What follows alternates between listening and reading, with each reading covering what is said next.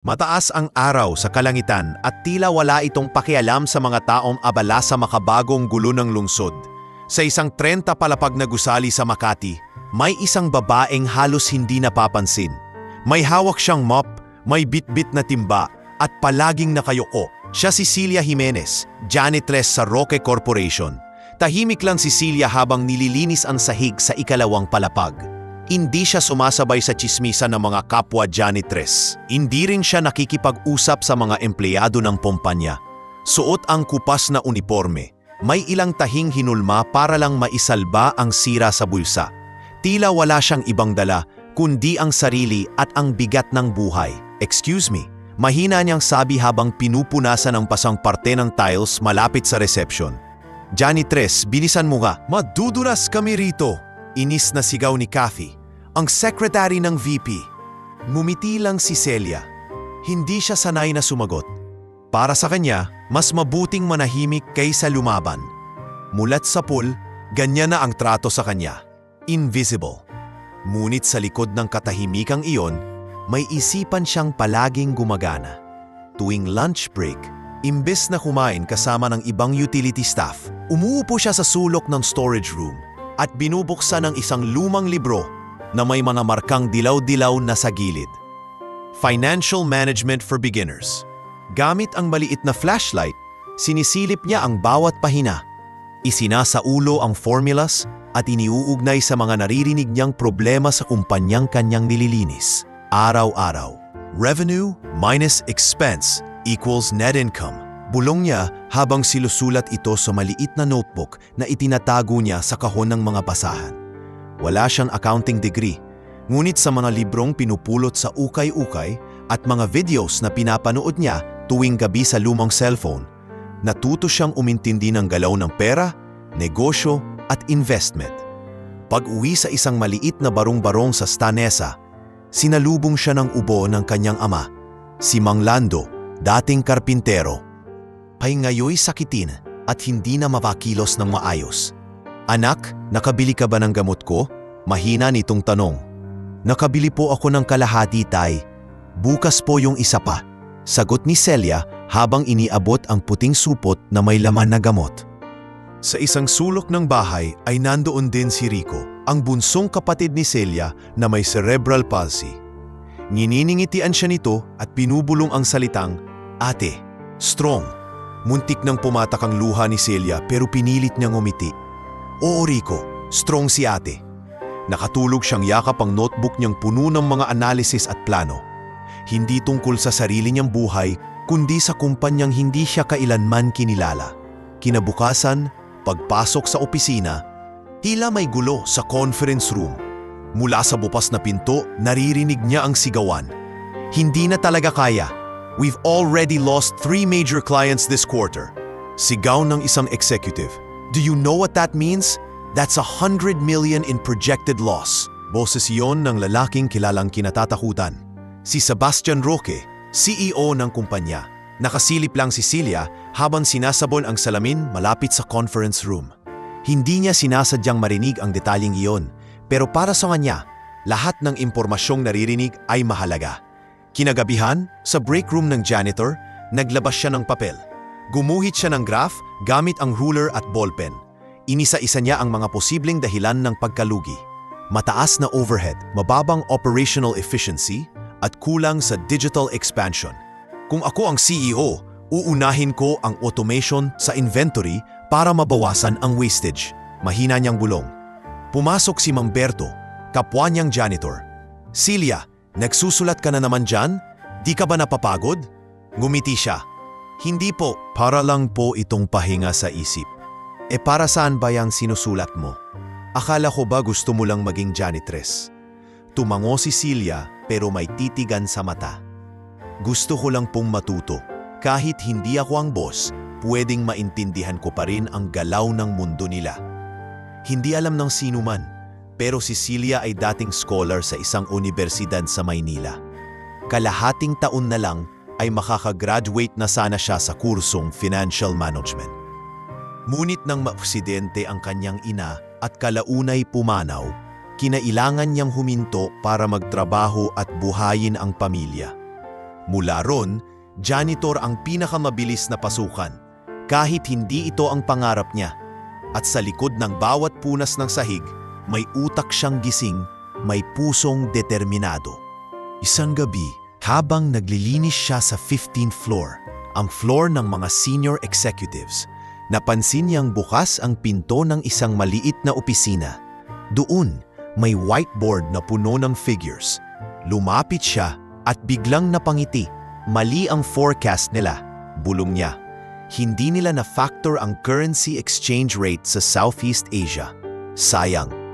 Tila ba nagiging hobby na para sa kanya ang tahimik na pag-aaral ng mga pagkakamali ng isang kumpanyang hindi siya kailanman pinansin. Ngunit sa puso niya, umaasa siyang balang araw maririnig rin ang boses niya. Kahit isang beses lang. Sa ika-30 palapag ng Roque Tower, may opisina na tila pinakataas na pugad ng kapangyarihan at lamig. At ito'y pagmamay-ari ng mismong CEO, si Sebastian Roque. Nakatayo ang kanyang mesa sa harap ng floor-to-ceiling glass wall na tanaw ang buong Makati skyline. Suot ang kanyang itim na tailored suit, malinis ang gupit at matalim ang mata. Tila laging naghahanap ng pagkukulang ng may mali. "Where are the quarterly reports? I asked for them yesterday." Matalim na sigaw ni Sebastian habang nakatitig sa kanyang executive assistant. "Sir, the finance team is..." "I didn't ask who's doing it. I said, where is it?" Sabay hampas ng folder sa mesa. Tumahimik ang buong paligid at ang sekretary ay hindi na nagsalita pa. Mabilis itong lumabas ng opisina na parang batang napagalitan. Hindi na ito bago sa Roque Corporation. Si Sebastian ay kilalang istrikto, walang pasensya at walang kinikilalang mali kundi ang hindi perpekto.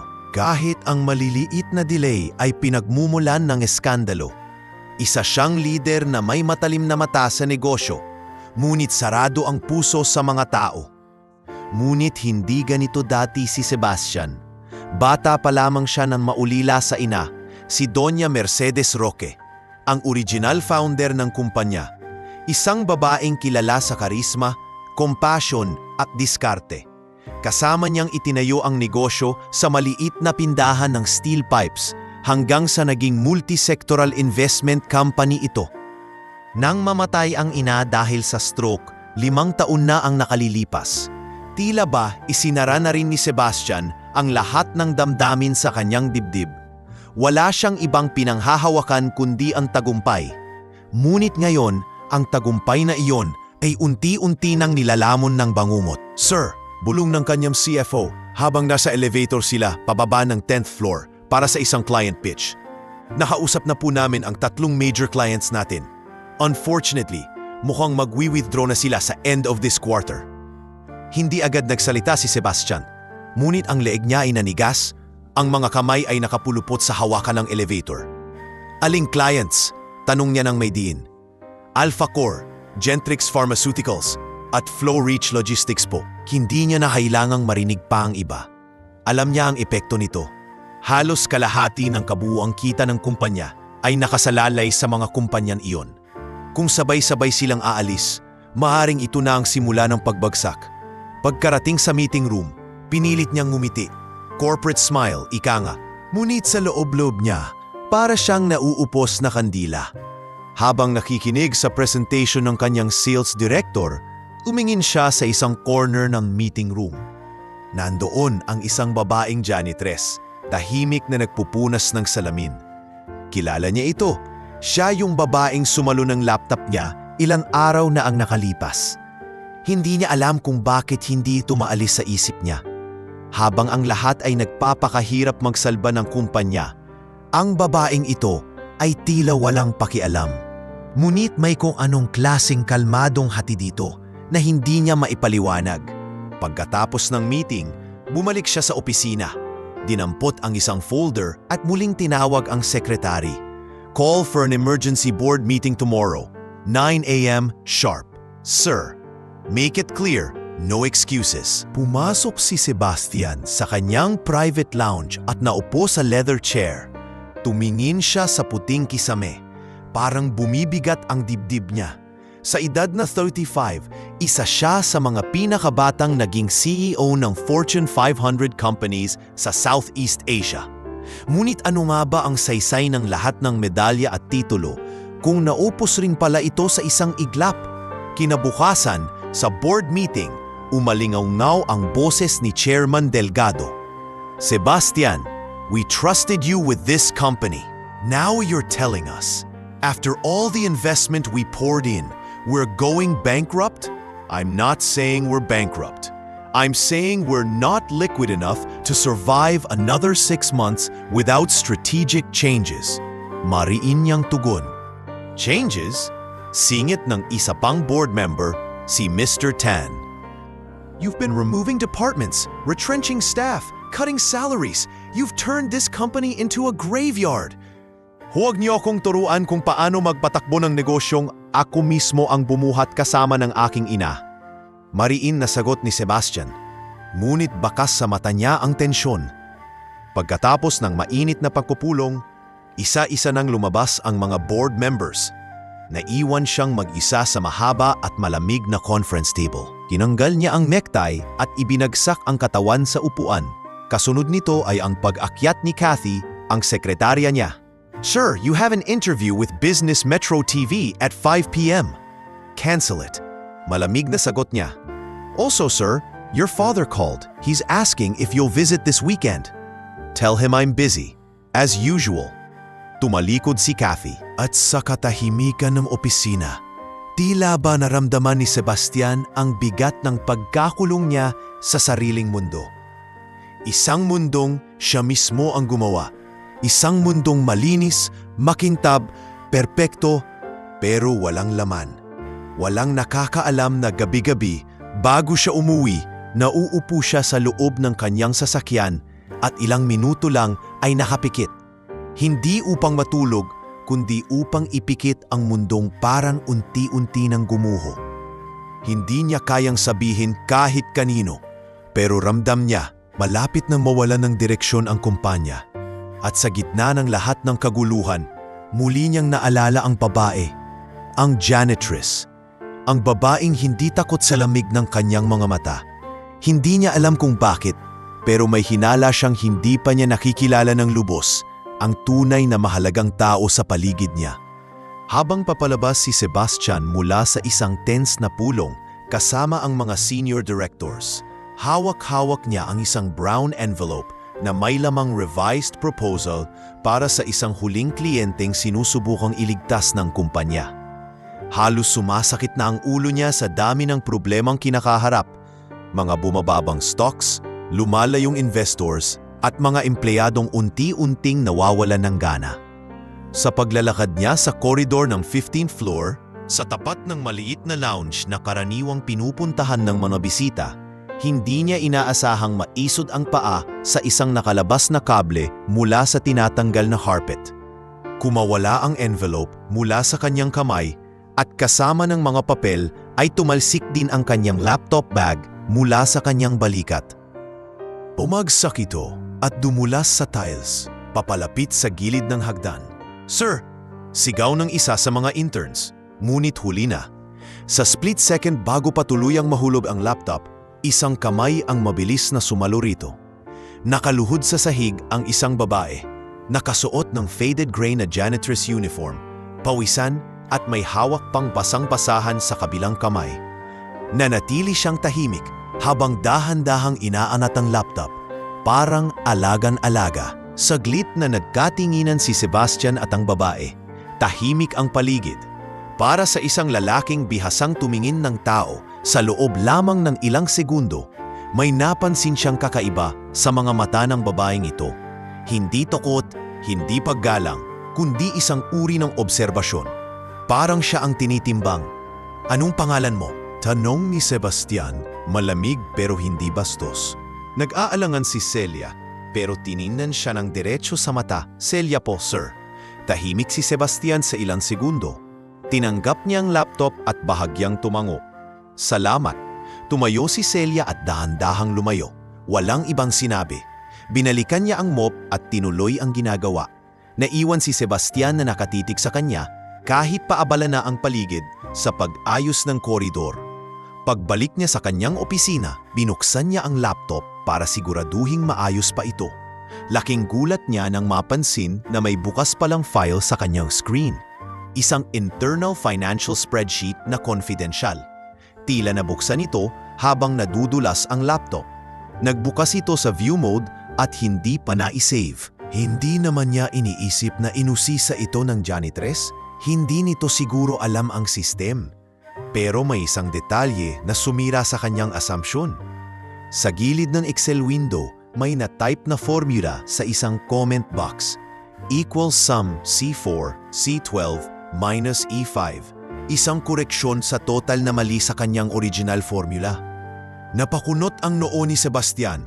Hindi ito galing sa kanyang assistant. Siya lang ang may access sa file na iyon. At walang ibang taong napa-access ng laptop niya. Iniscroll niya pababa at may isang word na idinagdag sa comment field. Overestimated by 42K due to miscalculated forex margin.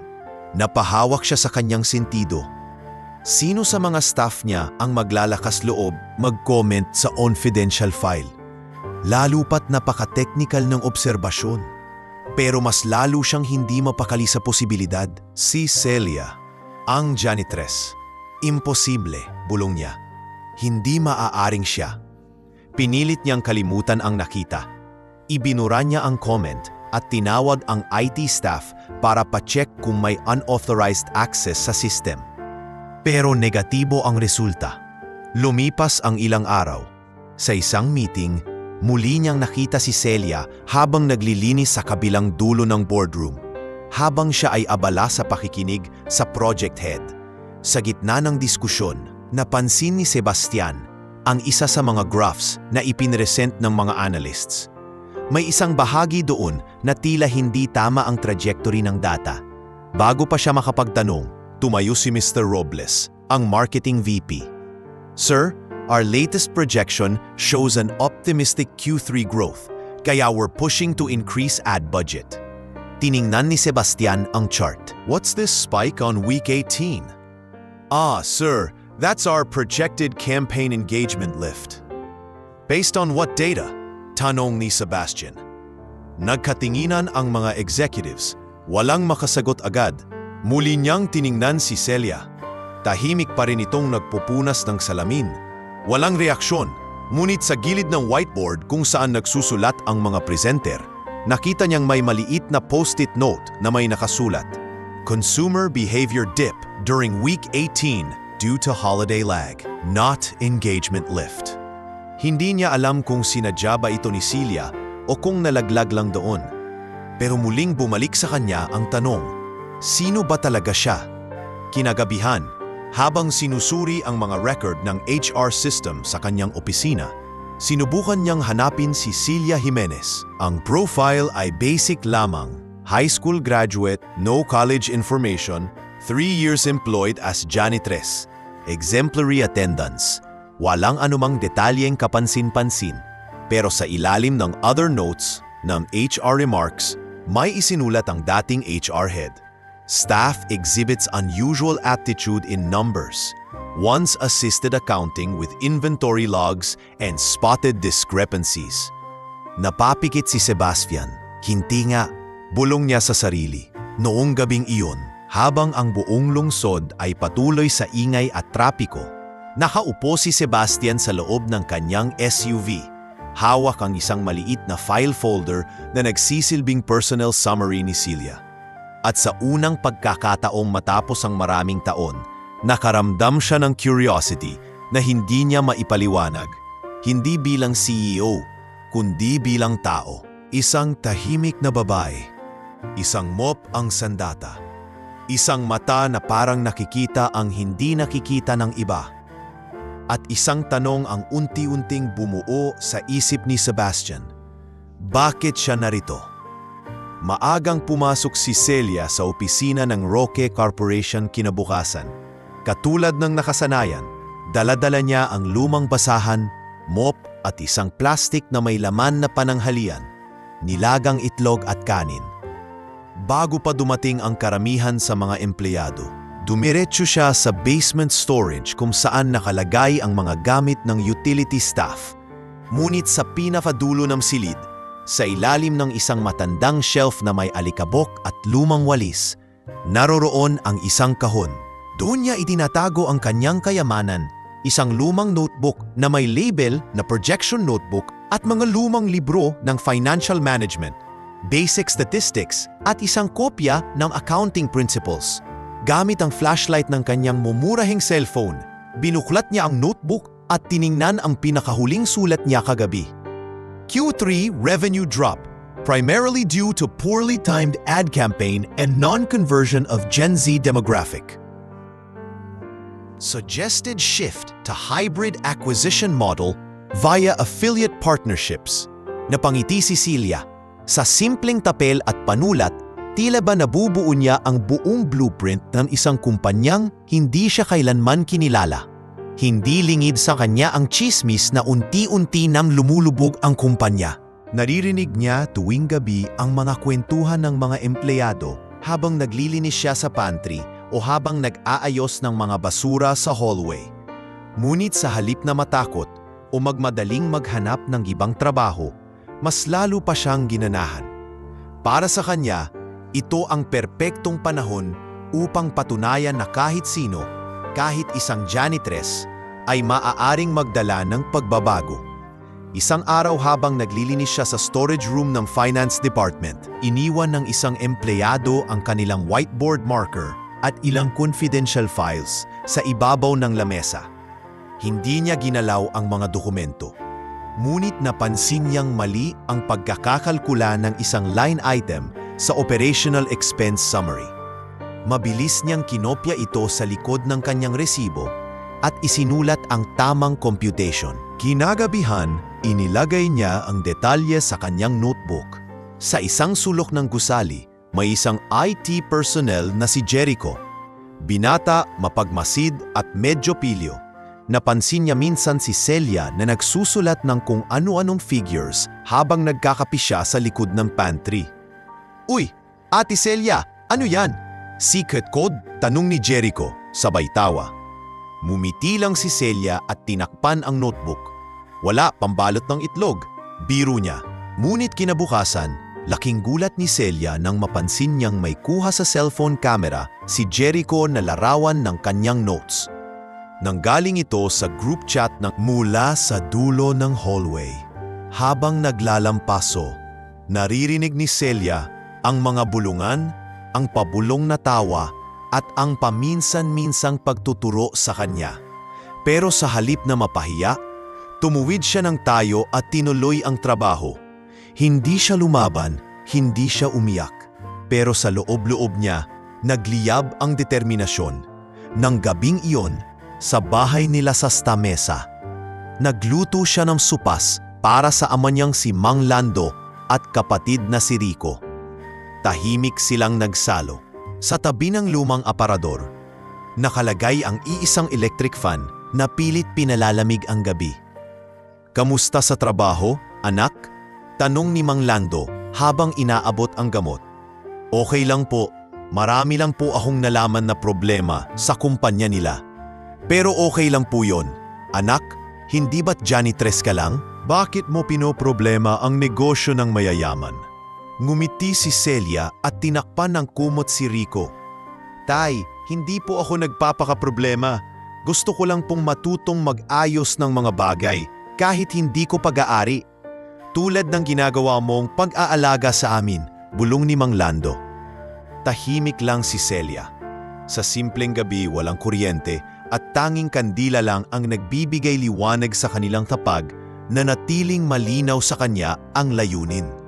Hindi siya palaging magiging tahimik sa sulok. May panahon din para marinig ang kanyang tinig. Pagbalik niya sa trabaho kinabukasan, napansin niyang tinanggal na sa pantry ang larawan na pinagtawanan siya. Ngunit may bagong papel na iniwan sa mesa ng HR, isang sulat na walang lagda. "Baka mas matalas ang mata nila kaysa sa inyong mga nagmamagaling. Tahimik ang kumpanya sa buong linggo. Ngunit sa bawat kanto ng gusali, unti-unting napapansin ng iilang empleyado. na tila may tumataas na moral sa maintenance team. Si Celia, sa kabila ng paghamak, ay mas lalong naging masipag, mas tahimik at mas maayos magtrabaho. Sa hallway ng CEO floor, isang gabi habang naglilinis siya sa labas ng opisina ni Sebastian, narinig niyang muli ang pamilyar na tinig. Celia. Napalingon siya. Nakatayo si Sebastian sa pinto. Bit-bit ang coat at may hawak na tablet. May gusto lang akong itanong, sabi nito. Hindi na kasing lamig ng dati ang tono ng boses. Tumingin si Celia, ngunit walang sinabi. Tila ba hinihintay niya ang tanong. Bakit mo alam ang tamang formula? Walang kagatol-gatol ang sagot ng babae. Naririnig ko po lagi sa mga meetings, tapos sinubukan ko pong aralin. Hindi ka ba accountant? Hindi po, janitress lang. Tahimik si Sebastian, ngunit sa isip niya, unang beses siyang nakaramdam ng hiya. Hiya dahil sa kanyang paghusga. Hiya dahil hindi niya agad nakita ang halagang nakatago sa taong walang titulo ID. Habang naglalakad siya palayo, iniwan ni Celia ang sagot na lalong tumatak sa kanyang isip. Hindi kailangan ng degree para makita ang mali. Minsan kailangan lang ng atensyon. At sa pagkakataong iyon, sa isang babae na may hawak na mop at may sugat sa puso mula sa mga biro, na pagtanto ni Sebastian, baka hindi siya ang tanging may mata sa negosyo. Sa loob ng isang linggo, tila nagbago ang ihip ng hangin sa Roque Corporation. Ang dati puno ng sigla at ambisyon na opisina ay unti-unti nang napupuno ng kaba. Kaba na ramdam mula sa pinakataas na opisina ng CEO hanggang sa pinakaibaba sa mga tagalinis ng banyo at tagapunas ng mga salamin. Isang umaga, sabay-sabay na dumating ang mga senior staff at managers sa main conference room. Tinawag ni Sebastian ang isang emergency all-leads meeting. Lahat ay tahimik, lahat ay takot. Sa harap ng mahaba at makintab na mesa, nakatayo si Sebastian Roque. Hindi ang pamilyar na galit na CEO, kundi isang lalaking bakas sa mukha ang puyat, pagod at pag-aalala. Effective immediately, panimula ni Sebastian, we are downsizing 30% of our workforce. We are also freezing all active marketing campaigns, postponing the warehouse expansion project in Calamba, and putting our Taiwan acquisition talks on hold. May mga impit na buntong hininga, may mga nag-angat ng kilay at ilang palihim na napaluha. I know this is not what anyone expected, dagdag ni Sebastian, but we have no choice. We're bleeding funds by the hour. Napansin ni Celia mula sa koridor habang naglilinis ng glass wall ang tensyon sa loob ng meeting room. Hindi siya marunong sa mga eksenang ganito, pero hindi rin niya kayang baliwalain ang bigat ng nangyayari. Ilang empleyado na rin ang nakausap niya sa kantin na nagtatalo kung aalis na sila sa kumpanya bago pa sila tanggalin.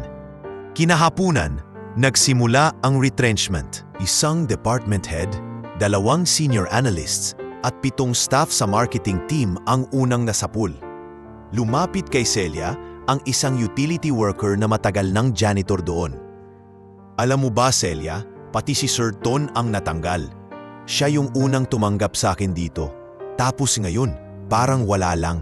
Hindi na lang siya nakasagot. Ramdam niya ang panlalamig sa paligid. Parang ang bawat taong makasalubong niya sa hallway ay may takot sa mata. Takot na sila na ang isusunod. Ngunit hindi pa doon nagtatapos ang dagok. 2 araw matapos ang unang bugso ng retrenchment, lumabas sa isang malaking financial news outlet ang isang article. Roque Corporation projected to default on next quarter loan. Investors losing confidence. Tila binuhusan ng malamig na tubig ang buong kumpanya. Mabilis kumalat ang balita sa mga social media groups, business forums, at pati sa chat groups ng mga empleyado. Si Sebastian, na dating may mabangis at buo ang loob, ay hindi na ganung katapang magsalita sa mga meeting. Minsan, habang palabas siya ng elevator, hindi niya sinasadyang marinig ang usapan ng 2 empleyado. Alam mo, baka ito na yun. Parang Titanic na to eh. Baka kailangan na nating lumipat. Delikado na to. Tumigil si Sebastian sandali. Hindi niya pinansin ang 2, pero sa loob niya may kumakalmot na sakit. Hindi dahil sa insulto, kundi dahil alam niyang totoo. Naging malamig ang gabi sa penthouse suite ng opisina. Doon siya minsang natutulog kapag ayaw na niyang umuwi. Sa tabi ng kanyang laptop, nakabukas ang balita sa screen. Binabasa niya ang negative sentiments ng public investors. Sell while you can. Roque's going down, fast. The CEO lacks strategic vision. Hindi niya maikakailang may bahagi sa kanya ang nagkulang. Masyado siyang naging kontrolado. Masyado siyang naging perfectionist. Masyado siyang naging sarado. Sa isa pang araw ng retrenchment, naroon si Celia sa gilid ng lobby habang nagpupunas ng tiles. Isang babae ang umiiyak habang lumalabas ng building. Bitbit ang isang kahon na may laman na office mug, ilang folders at isang frame ng larawan ng anak nito. 10 years ako sa kumpanya na to. Bulong ng babae habang dumaan sa harap ni Celia. Hindi man lang ako kinausap ni Sir Roque. Para akong basura lang na itinapon. Tahimik lang si Celia. Ngunit habang patuloy siyang naglilinis, ramdam niyang ang kumpanyang dati ay puno ng pangarap ay ngayoy naging parang ghost town. Isa-isa, nawawala ang mga tao, ang enerhiya at ang direksyon. At ang mas masakit, tila walang tumutulong para pigilan ang pagbagsak. Lahat ay nakatuon lang sa kani-kanilang survival. Kinagabihan, habang nag-iisa si Celia sa janitor's room, binuklat niya muli ang kanyang notebook. Sa bagong pahina, isinulat niya ang isang tanong. Paano mo ililigtas ang isang kumpanyang ayaw nang maligtas ng sarili nitong may-ari? Tumigil siya sandali, bago sumagot. Kailangan mong ipaalala sa kanila kung para saan sila nagsimula. Ngunit hindi niya alam kung paano.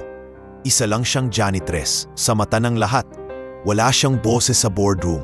Wala siyang authority sa system. Pero ang alam niya, may alam siya.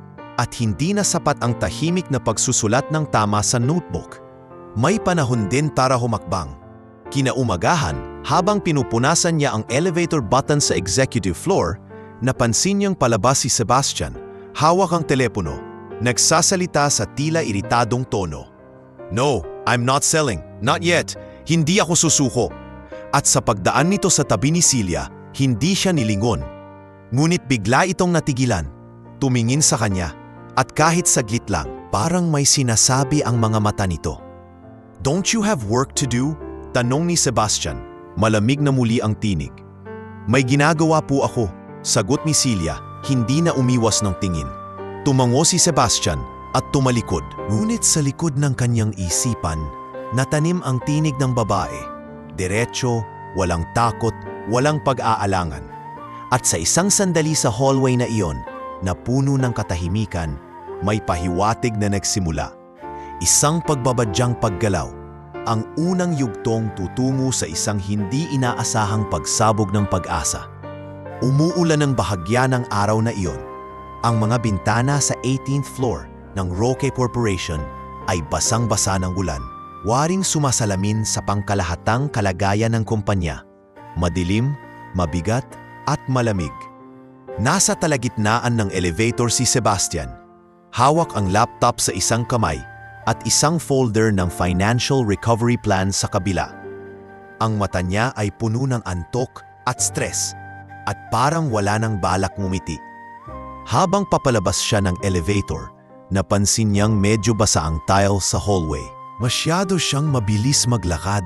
Sa isang iglap, nadulas siya at ang laptop na hawak-hawak niya ay bumulusok sa sahig. Tumilapon ito papalapit sa gilid ng hallway, halos sumalpok sa glass wall. Sir! Sigaw ng isang babaeng boses, isang kamay ang mabilis na sumalo sa laptop. Maingat, parang sanay na sanay sa pagkilos kahit sa kaguluhan. Si Celia iyon, bit-bit pa rin niya ang kaninyang map. Ngunit sa oras na iyon, parang siya ang naging sandalan ng pinaka-nangangailangan ng tulong. Kinuha ni Sebastian ang laptop mula sa kamay niya. Hindi pa man siya nakakapagsalita. Nagsalita na si Celia, diretso, tahimik, pero matatag ang tinig. Sir, may mali sa computation sa expansion cost ninyo. Napatingin si Sebastian, gulat. Ano? Itinaas ni Celia ang notebook na bit niya. May drawing ito ng simplified chart, may ilang table at formulas. Hindi po ako sigurado kung ito po mismo yung projection na ginagamit niyo. Pero kung ito po ang basehan ng cost computation nyo sa supply chain, sobra ng 3.2 million ang estimate. Napalaki ang buffer sa warehousing. Pupwede pong bawasan kung magre-route kayo sa Batangas Port. Mas mura ang customs fees at mas mabilis ang clearance. Tumigil ang oras para kay Sebastian. Tumitig siya sa kanya na para bang hindi makapaniwala. Ang babaeng kaharap niya ay hindi accountant, hindi consultant, kundi janitress. Paano mo? Hindi niya matapos ang tanong. Ibinase ko po sa mga naririnig ko sa meetings at saka po sa public data na napupulot ko online. Mahilig lang po talaga ako mag-aral. Sinara ni Celia ang notebook at iniabot ito kay Sebastian. Hindi ko po intensyong makialam. Gusto ko lang pong makatulong. Tahimik si Sebastian. Hindi niya alam kung matutuwa ba siya o maiinis. May bahid ng pagdududa sa isip niya. Baka ito ay pakulo lang. Baka may ibang intensyon. Ngunit sa mga mata ni Celia, walang yabang, walang hinihinging kapalit. May kalinawan lang at kababaang loob. Alam mong delikado yung ginagawa mo? Ani Sebastian, muling nagsalita habang hawak-hawak pa rin ang notebook. Wala kang authorization na hawakan ang ganitong impormasyon. Alam ko po, kaya hindi ko po ito hiningi sa kahit sino. Sinulat ko lang yung sa tingin ko'y posibleng solusyon. Gamit yung kung anong available. Pasensya na po kung nakialam ako. Bumuntong hininga si Sebastian. Tahimik siyang tumango at umalis. Ngunit hindi na niya ibinalik ang notebook. Bitbit niya ito habang papasok sa kanyang opisina. At sa unang pagkakataon matapos ang matagal na panahon, binuksan niya ito hindi para maghanap ng mali, kundi para unawain. Sa loob ng kaniyang opisina, binuklat ni Sebastian ang bawat pahina ng notebook ni Celia. May drawing ng supply chain flowchart. May forecast ng Q2 hanggang Q4 based sa hypothetical recovery scenarios. May calculations ng revised compensation models kung sakaling i-retain ang mga natirang senior staff. Hindi ito gawa ng isang simpleng janitress. Hindi rin ito hula-hula lang. Ang mga datos ay realistiko. Ang pag-aanalisa ay detalyado. Halata mong pinag-isipan. Sa sulok ng isang pahina, may nakasulat, kung sana marinig ako, ito ang sasabihin ko. Iyon ang linya na tila humila kay Sebastian mula sa kanyang pagkatao bilang CEO tungo sa isang posisyon na mas malalim, isang taong nakaligtaang makinig. Kinabukasan, sa isang emergency board meeting, muling pineresenta ng finance head ang kasalukuyang estado ng kumpanya. We're now 45% below target for this quarter. Our creditors are pulling out in 2 weeks unless we show significant improvement. Nasa dulo ng mesa si Sebastian.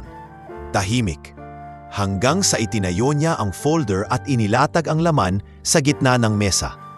Ano yan? Tanong ni Mr. Tan, isa sa mga board members. Alternative projection, galing sa internal source. Tugon ni Sebastian. Tao natin? Kaninong department? Tanong ng isa pa. Tahimik si Sebastian. Maintenance. Tawanan. Isang bahagyang hiyawan ng pagdududa. Sir Sebastian, seryoso ka ba? Galing sa janitor ang projection mo? Tanong ni Mr. Robles, pinipilit pigilan ang tawa. Galing sa taong nakikinig kahit hindi siya binibigyan ng pagkakataong magsalita. Sagot ni Sebastian, matalim ang tono. Hindi na siya nagbaliwanag. Hindi na siya nakiusap. Ibinahagi niya ang notebook na puno ng mga solution-based proposals na hindi nakita ng sinuman sa room na iyon. At habang nagkakagulo sila sa pride at posisyon, may isang tao sa baba ng hierarchy ang matagal nang nagbabantay ng tuluyang pagbagsak ng imperyo. Hindi para panoorin, kundi para saluhin kung kinakailangan. Sa huling pahina ng notebook, may nakasulat pang isang linya. Ang tunay na lider ay hindi lang nakikita sa taas ng posisyon. Minsan, siya ang tahimik sa ilalim, handang tumayo kapag lahat ay sumusuko na. Madaling araw pa lamang ay gising na si Celia. Tila hindi siya dinadalaw ng antok. Hindi dahil sa ingay ng paligid, kundi dahil sa bigat ng isipan. Nakaupo siya sa harap ng lumang lamesa sa kanilang barong-barong sa stamesa. Sinisilaban ng munting ilaw mula sa gasera. Habang pinagmamasdan niya ang maruruming kamay niyang sanay sa trabaho, ay para bang nararamdaman niya ang unti-unting pagkabuo ng desisyong matagal na niyang tinatago. Sa tabi niya, mahimbing ang tulog ng kanyang ama at kapatid. Ngunit alam niyang pagdating ng umaga, muling bubungad ang tanong ng ama, "May gamot pa ba ako ngayong araw, anak?" At ang tanong ng kapatid, "Ate, makapalakad pa kaya ako?" Isinara ni Celia ang notebook at mahigpit itong niyakap. Gaya ng ginagawa niya tuwing nagdadalawang isip siya. Hindi ito ang buhay na pinangarap niya, ngunit ito ang buhay na ibinigay sa kanya. At kung may kahit kapiting na pagkakataong mabago rito, kahit pakapalit ay buong pangalan niya, ay kakapitan niya ito. At sa unang pagkakataon, lalapit siya sa taong kailan may hindi niya inakalang kailangan niyang harapin.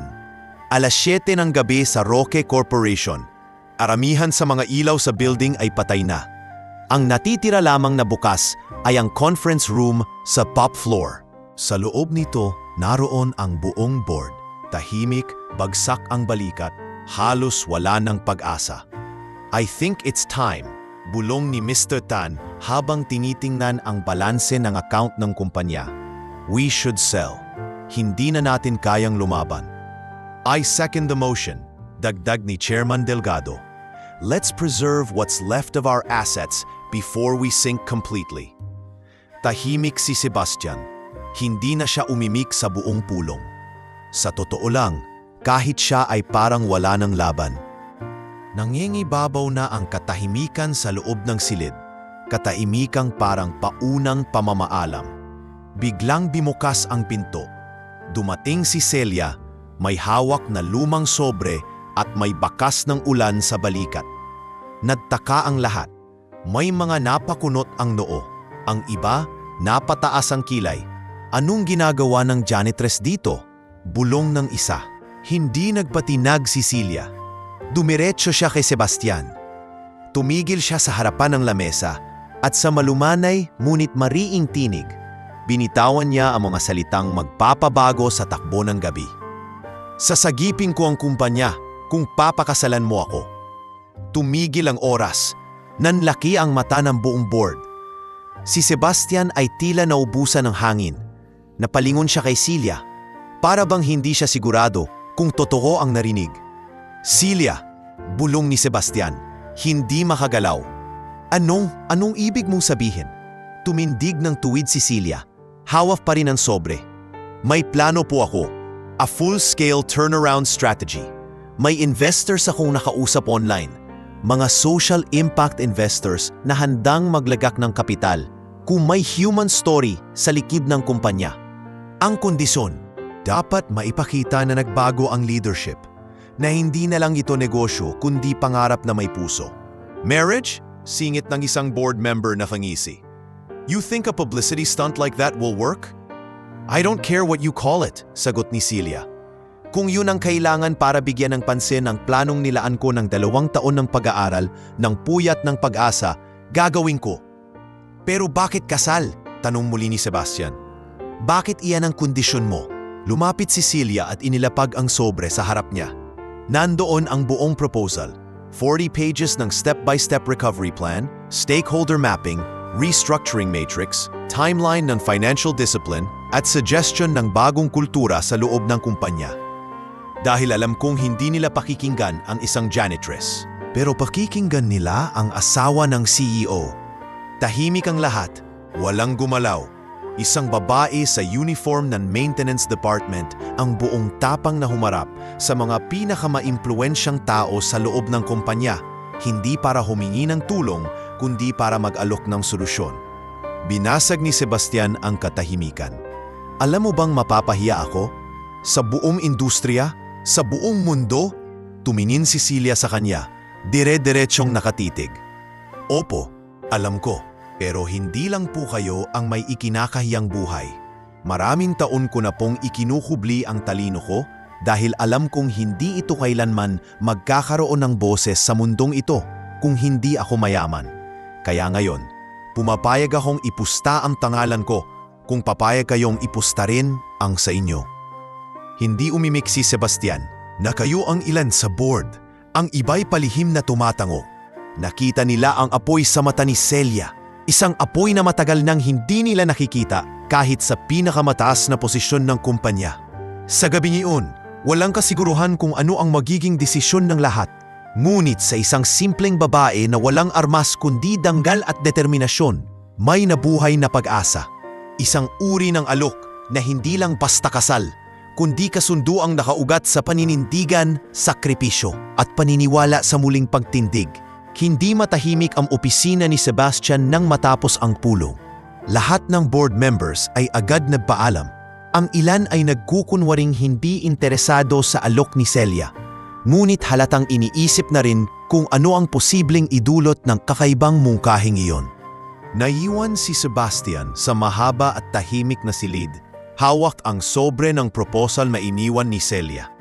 Hindi niya alam kung anong mas matimbang, ang insultong naramdaman sa ideya ng pag-aasawa bilang business move o ang pagkagulat niya sa tapang ng isang babaeng buong buhay niya hindi man lang niya pinansin. Ilang minuto ang lumipas bago niya pinawagan si Kathy, ang kanyang sekretarya. "Call her in," utos niya. "Tell her I want to talk, alone." Si Celia ay nasa janitor's area, nag-aayos ng mop at panlinis. Nang datnan siya ng mensahe mula kay Kathy, tahimik lang siyang tumango at sinunod ang utos. Sa pagpasok niya sa opisina ni Sebastian, dala pa rin niya ang bag na luma at may bahagyang butas sa gilid. Nakasuot siya ng malinis ngunit kupas na uniforme. Masang-basa pa ng ulan ang laylayan ng pantalon. Ngunit sa kanyang mga mata, walang bahid ng pangamba. Desidido siya. "Upo," maikling utos ni Sebastian. Habang hindi man lang siya tiningnan. Umupo si Celia, marahan. Tahimik ang silid, tanging tunog ng ulan. Sa labas ang maririnig. "Seryoso ka ba sa sinabi mo kagabi?" tanong ni Sebastian. Sa wakas ay humarap sa kanya. "Mas seryoso pa sa kahit anong proposal na natanggap niyo mula sa board?" Sagot ni Celia. "Hindi po ito biro. Hindi rin po ito drama. Plano ito. Buhay ko po ang nakataya rito." Napailing si Sebastian.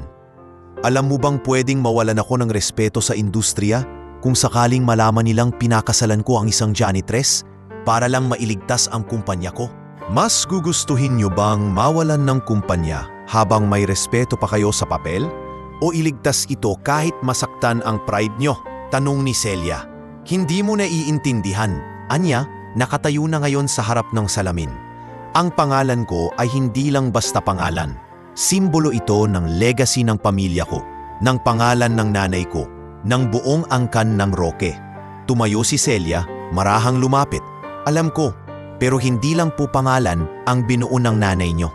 Binuhay niya ang kumpanyang ito para sa mga taong umaasa rito, empleyado, manggagawa, pamilya nila. Sa kasalukuyang sitwasyon, hindi niyo na lang pangalan ang nasa panganib. Buhay ng daan-daang tao." Napatingin si Sebastian sa kanya, tahimik. Sa kanyang buhay bilang CEO, sanay siyang makinig sa malalalim na salita mula sa mga konsultant at abogado. Ngunit ngayon, sa isang babae mula sa pinakamababang posisyon sa kumpanya, ngayon lang siya nakarinig ng ganitong uri ng katapatan. "Bakit mo ginagawa to?" mahina niyang tanong. Napangiti si Celia. "Mapait. Dahil hindi ko kayang panoorin kayong magpakatanga habang unti-unting namamatay ang oportunidad ng maraming tao, pati ng sarili ko. Kung ang pagiging asawa niyo ang susi para marinigao at maipatupad ang planong makapagliligtas sa kumpanyang ito, tatanggapin ko ang kondisyon. Hindi po ako naghahanap ng pagmamahal. Isang kasunduan lang po ito. Isa pong kontrata. Pareho tayong may kailangan." Tahimik. Parang sumabog sa loob ni Sebastian ang isang bagay na hindi niya maipaliwanag. Hindi ito atraksyon, hindi awa, kundi respeto. Isang bagay na matagal na niyang hindi ibinibigay kanino man. "Kung papayag ako, paano mo sisimulan?" tanong niya. "Bigyan niyo ako ng 1 buwan bilang interim strategic consultant. Papirmahin niyo ako ng kasulatan bilang temporary executive advisor. Ilalabas natin ang kasal sa media bilang bahagi ng transition ng leadership. Gagamitin natin ang narrative na from janitress to CEO's wife, ang kwentong may puso ang Roque Corporation. Gagamitin natin ang public sympathy para iakyat ang reputasyon ng kumpanya, habang internal naming inaayos ang mga operational flaws. Hindi ba manipulative yan? Tanong ni Sebastian. Hindi po, strategic at totoo. Wala po akong pinapanggap. Gusto ko lang marinig. Tinitigan ni Sebastian si Celia. Sa kanyang harapan, naroroon ang isang babae na, sa kabila ng putik at paghamak, ay buo ang paninindigan. Isang babaeng pinanday ng hirap, hindi ng yaman. At isang babaeng handang gamitin ang sarili, hindi para sa pansariling kapakinabangan, kundi para sa ikabubuti ng mas nakararami. Pumikit si Sebastian at dahan-dahang bumuntong hininga. Fine, bulong niya. Pero isang kondisyon din. Po, kapag bumagsak ang kumpanya, kahit pagkatapos ng lahat ng to, aalis ka sa buhay ko. Hindi ka hihingi ng kahit ano, ni isang kusing. Pumapayag ako, sagot ni Celia, walang alinlangan. Maghanda ka, bukas ng umaga, lalabas na tayo sa media. Tumango si Celia, saka lumingon papalabas ng opisina. Bago siya tuluyang makalabas, nagsalita si Sebastian muli. Celia, lumingon siya. Sa kasunduang ito, siguraduhin mong hindi ako mapapahiya. Tumingin si Celia, seryoso. Hindi lang po kayo ang taya dito. Mas una akong mapapahiya kung sakaling magkamali ako, kaya hindi ako papayag na matalo. At sa paglakad niyang iyon palayo sa opisina, hindi na siya ang dating Celia na tahimik na janitress na takot mapansin. Siya na ngayon ang babae na may hawak ng direksyon, hindi lang ng mop, kundi ng kinabukasan ng isang buong imperyo. Umaga ng Sabado. Sa isang maliit ngunit eleganteng hall, sa loob ng isang private resort sa Antipolo, ginanap ang kasalang hindi inaasahan ng buong mundo ng negosyo. Walang engrandeng wedding gown, walang press, walang piling bisita mula sa lipunan. Si Celia ay nakasimple, ngunit malinis na puting bestida. At si Sebastian ay suot ang dark gray suit na madalas niyang suotin sa opisina. Formal, ngunit hindi labis na magarbo. Saksi lamang sa seremonya ang kanilang personal na abogadong si Attorney Velasquez, ang secretary ni Sebastian na si Kathy, at dalawang utility staff na malapit kay Celia. Walang bulaklak na nakasabit sa pader, walang photo booth, walang banda. Ngunit sa katahimikan ng paligid, dama ang bigat at kahulugan ng pangyayari. Sebastian Roque, do you take Celia Jimenez as your lawful wife in accordance to this binding legal agreement? I do, anas ni Sebastian. Malamig pa rin ang tinig, ngunit mariing binibigkas ang salita. Celia Jimenez, do you accept this marriage under the agreed conditions? Tumango si Celia. Diretso ang tingin sa mata ni Sebastian. I do. Pagkatapos ng lagda sa kontrata, isang matipid na tapik sa balikat lang ang ibinigay ni Sebastian kay Celia. Walang halik, walang yakap. Ngunit ang dokumentong pinirmahan ay isang kasunduan ng dalawang tao na parehong sugatan sa mundo, parehong may dahilan para lumaban, at parehong may panaking iligtas ang kumpanya. Kahit pa kapalit nito ang pag-aari ng sarili nilang kalayaan. Sa mga sumunod na araw, nagsimula na ang galaw ng plano. Sa utos ni Sebastian, pinakilala si Celia bilang Mrs. Roque sa ilang piling senior officers sa kumpanya. Walang press release, hindi pa. Lihim ang lahat, ngunit sapat na para pag-usapan sa loob ng gusali ang bagong pangyayari. Siya yung janitress, di ba? Anong nangyari? Potohanan ba to o strategy lang? Ang bilis naman, baka buntis. Walang kumpirmasyon, walang paliwanag. Si Sebastian ay nanatiling tikom ang bibig at si Celia naman ay nagpatuloy lang sa araw-araw niyang trabaho. Ngunit hindi na bilang tagalinis ng sahig. Isang bagong ID ang ibinigay sa kanya, Strategic Executive Advisor. May access siya sa ilang piling files. May sariling maliit na opisina sa dulo ng executive floor. Doon niya inilatag ang buong plano.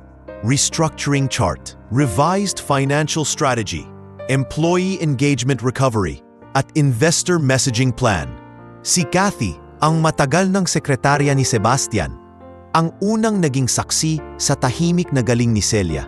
"Ma'am," sabi niya minsan habang nagdadala ng kape, "patawad ha, pero ang dami pong nagdududa sa inyo." Pati po ako noong una. Tumingin si Celia sa kanya at ngumiti ng payapa. Sanay na akong pagdudahan. Ang hindi sanay sa akin ay hindi ko inaasahang pinipiling maniwala. Dahil sa hindi matatawarang sipag at kakaibang pananaw sa operasyon, unti-unting lumambot ang tingin sa kanya ng ilang department heads. Isinama siya ni Sebastian sa internal review meetings at sa kauna-unahang pagkakataon, isang babae na dating nasa pinakailalim ng organisasyon ang nagsalita sa harap ng buong leadership team. Hindi kailangan ng mahal na ad campaign kung hindi mo kilala ang customer mo, sabi ni Celia habang hawak ang laser pointer. Nakalimutan ng kumpanya natin ang ugat, ang tao, kaya simula ngayon, maglalabas tayo ng survey mula sa mismong field. Magpapadala tayo ng tauhan sa bawat client site para alamin kung saan tayo nagkukulang. E paano natin mapupunduhan yan? Singit ni Mr. Robles, ang head ng logistics. Itinaas ni Celia ang revised budget sheet. Tinanggal ko po ang third-party consultancy fee na umaabot ng 5.4 na milyong piso yearly. Papalitan natin yan ng internal audit team composed of cross-department volunteers. Tahimik ang lahat, ngunit isang-isa-isang pagtango ang sumunod. Sa kabila ng mga nagdududa, lumitaw ang lakas ni Celia. Hindi siya nagsisigaw, hindi siya namimilit. Ngunit bawat salitang lumalabas sa bibig niya ay may laman, may pinaghirapan at may direksyon. Sa bawat pulong, napapansin ng mga senior staff na mas nagiging mahinahon si Sebastian. Mas nakikinig, mas tahimik, pero mas buo ang desisyon. Isang gabi, habang inaayos ni Celia ang mga dokumento sa kaniyang maliit na opisina, pumasok si Sebastian. Tahimik itong naupo sa harap niya. Hawak ang isang folder. "May investor meeting tayo bukas. Public exposure na to. Ilalabas na rin sa press ang marriage natin," aniya. Tumango si Celia. "Handa na ako." "Handa ka na bang tawagin nilang social climber, gold digger, babaeng umangat sa kama ng mayaman?" Malamig na tanong ni Sebastian. Diretso ang tingin. Hindi natigatig si Celia. Sanay na akong matawag sa mga hindi ko ginawa, pero hindi pa rin ako napipilayan. Tumango si Sebastian. Walang ngiti, pero may bahid ng respeto sa boses niya. "Sa totoo lang, hindi ko alam kung anong mas nakakahiya, ang pinakasalan kita o ang hindi kita pinakinggan noong una pa lang." Tumingin si Celia sa kanya. Wala nang saysay ang mga sana. Ang mahalaga, ngayon mo ako pinapakinggan. Pagkatapos ng ilang sandali ng katahimikan, tumayo na si Sebastian. Ngunit bago siya lumabas, nagsalita muli si Celia. "Sebastian," tawag niya. Ngayon lang niya ito tinawag sa pangalan. Huminto ang lalaki sa pintuan. "Hindi ko layuning kontrolin ka.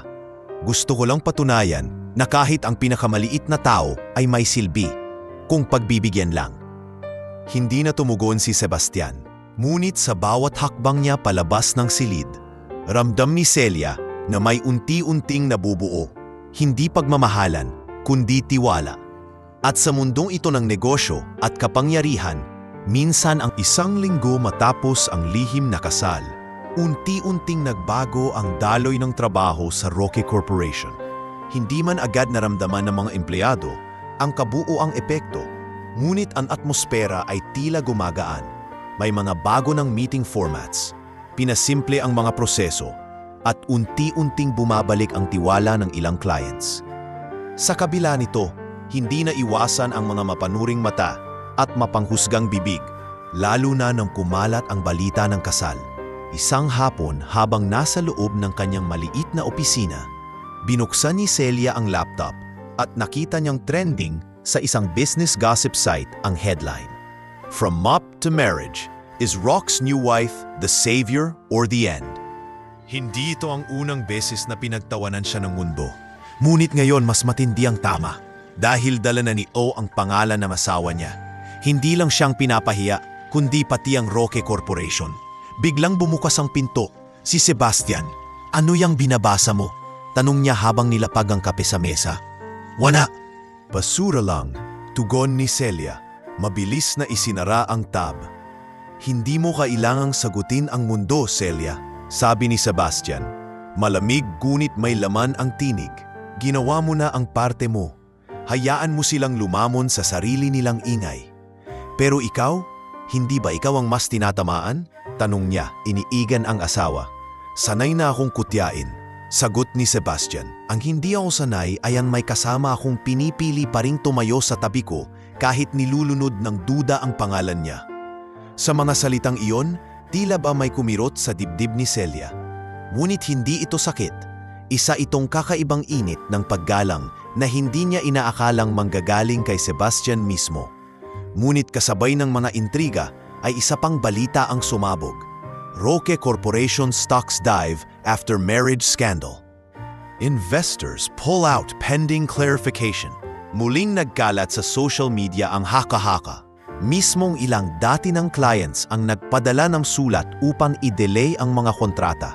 At sa gitna ng lahat ng ito, muling pinatawag ng board si Sebastian at Celia para sa isang closed-door emergency session. Sebastian, this isn't working. Panimula ni Mr. Tan, galit ang tinig. Whatever plan this is, it's making the company look like a circus.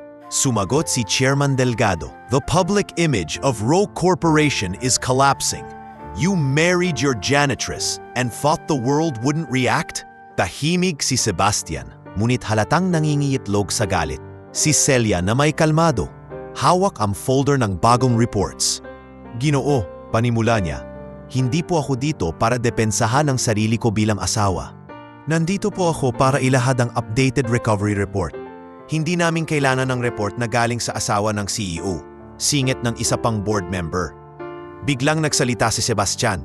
Enough! Tumahimik ang buong silid. Celia's position in this company has nothing to do with being my wife. She's here because she's the only one who gave me a working plan when all of you gave up. Tumayo si Celia, inilapag ang report sa gitna ng mesa. Narito po ang week-by-week cash flow correction, breakdown ng wastage, projection ng client confidence bounce back, at isang revised PR roadmap na nafabase sa humanized storytelling strategy. Hindi ito salitang maganda pakinggan, ito ay datos. Binuksan niya ang tablet at ipinakita ang graph na unti-unting tumataas ang engagement ng kumpanya sa digital platforms matapos mailabas ang From Janitress to Advisor na kwento sa ilang business forums. Kailangan lang po nating panindigan ang naratibo, dagdag niya. Kung tumigil tayo sa gitna, mas lalo tayong mamamatay.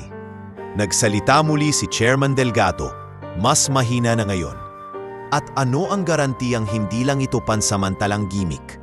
Wala pong garantiya, sagot ni Celia. Pero kung ang tanong ay sino ang patuloy na gumagawa ng paraan habang ang iba ay nagmamadaling lumayo, ako po yun. At handa akong sumagot sa anumang pagkukulang kung sakaling mabigo. Tahimik. Isa-isang pinagmasdan ng mga board members ang report. Sa dulo ng pulong, wala man silang sinabi. Ngunit wala ring tumutol. Tumango si Sebastian kay Celia bilang senyales ng suporta.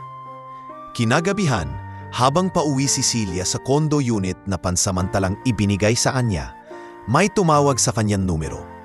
Isang hindi rehestradong contact. Celia Jimenez? Opo, sino po sila? Ma'am, we represent a group of social impact investors. We saw your turnaround proposal and story through our Southeast Asia business networks. We're interested. Can we schedule a private presentation? Hindi nakasagot si Celia agad. Ngunit sa wakas, mumipi siya. Hindi ngiti ng tagumpay, kundi ng pananabik. Isa-isa nang bumubunga ang mga binhi ng paniniwala. At unti-unti, ang mundo ay hindi na basta nanonood. Nakikinig na ito.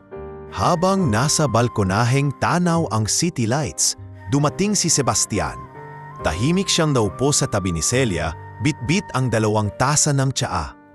Isa lang ang natutunan ko sa iyo nitong linggo, sabi ni Sebastian habang tinititigan ang malayong horizon. Ano yun? Tanong ni Celia. na hindi lahat ng milagro ay kailangan ng dasal. Minsan, kailangan lang ng isang taong hindi takot maglakad kahit binabato. Tumawa si Celia, mahina. At hindi lahat ng bato ay kailangang iwasan. Yung iba, ginagawa mong pundasyon.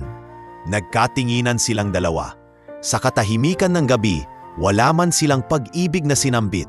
Ngunit malinaw, may paninindigan, may respeto, at higit sa lahat, may tiwala. 2 linggo makalipas ang lihim na kasal at simula ng bagong yugto sa Roque Corporation.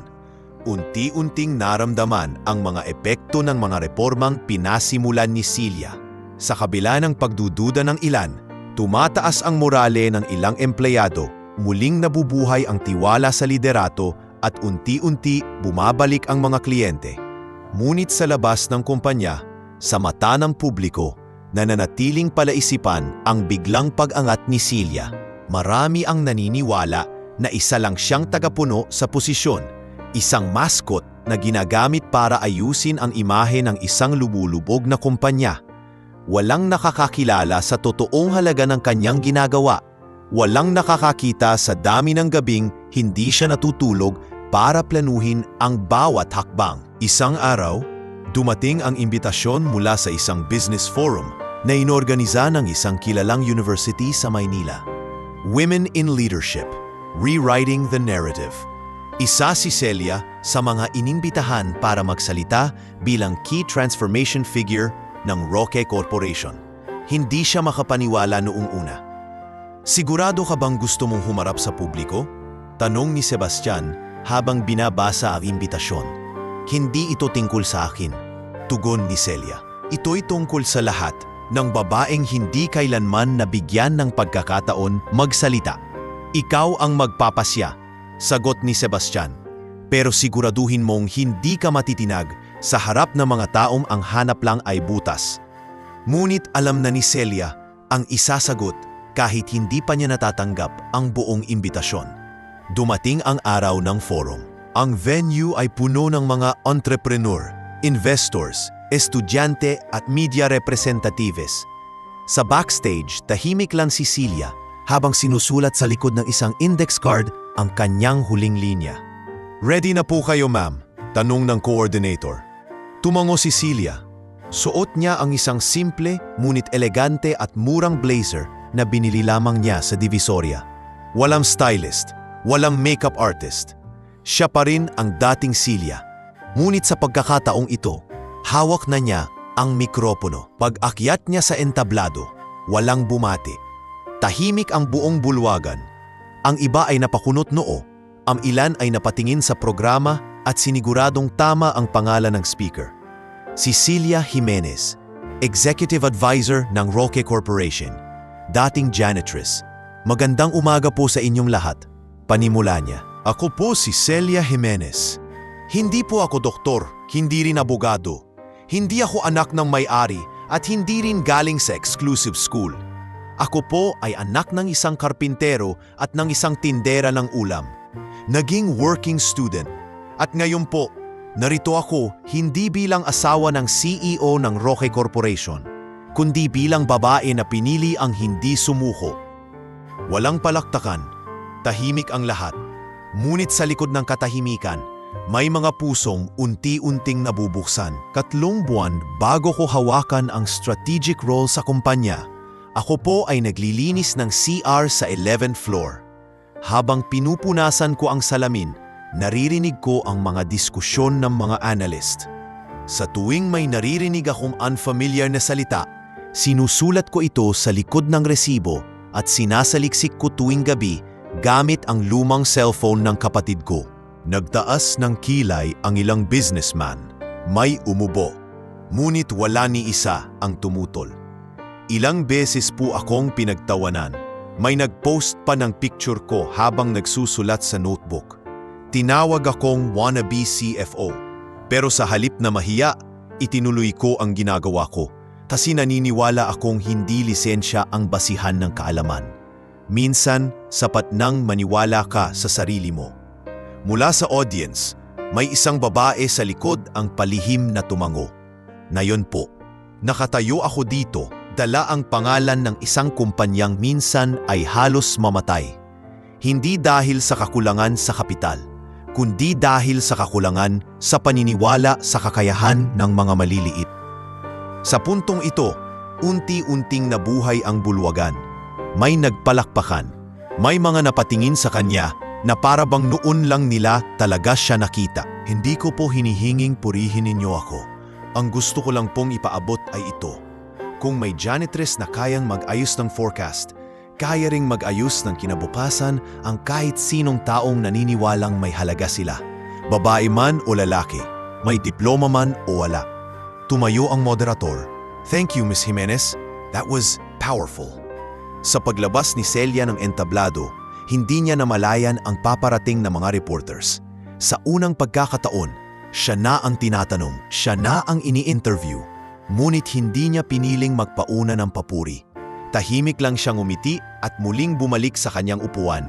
Sa social media, nagsimula nang mag-trending ang kanyang speech. The janitress who thinks like a CEO. Celia Jimenez, the woman who changed Roque Corporation. Kinagabihan, sa opisina, tahimik si Sebastian habang binabasa ang transcript ng speech ni Celia.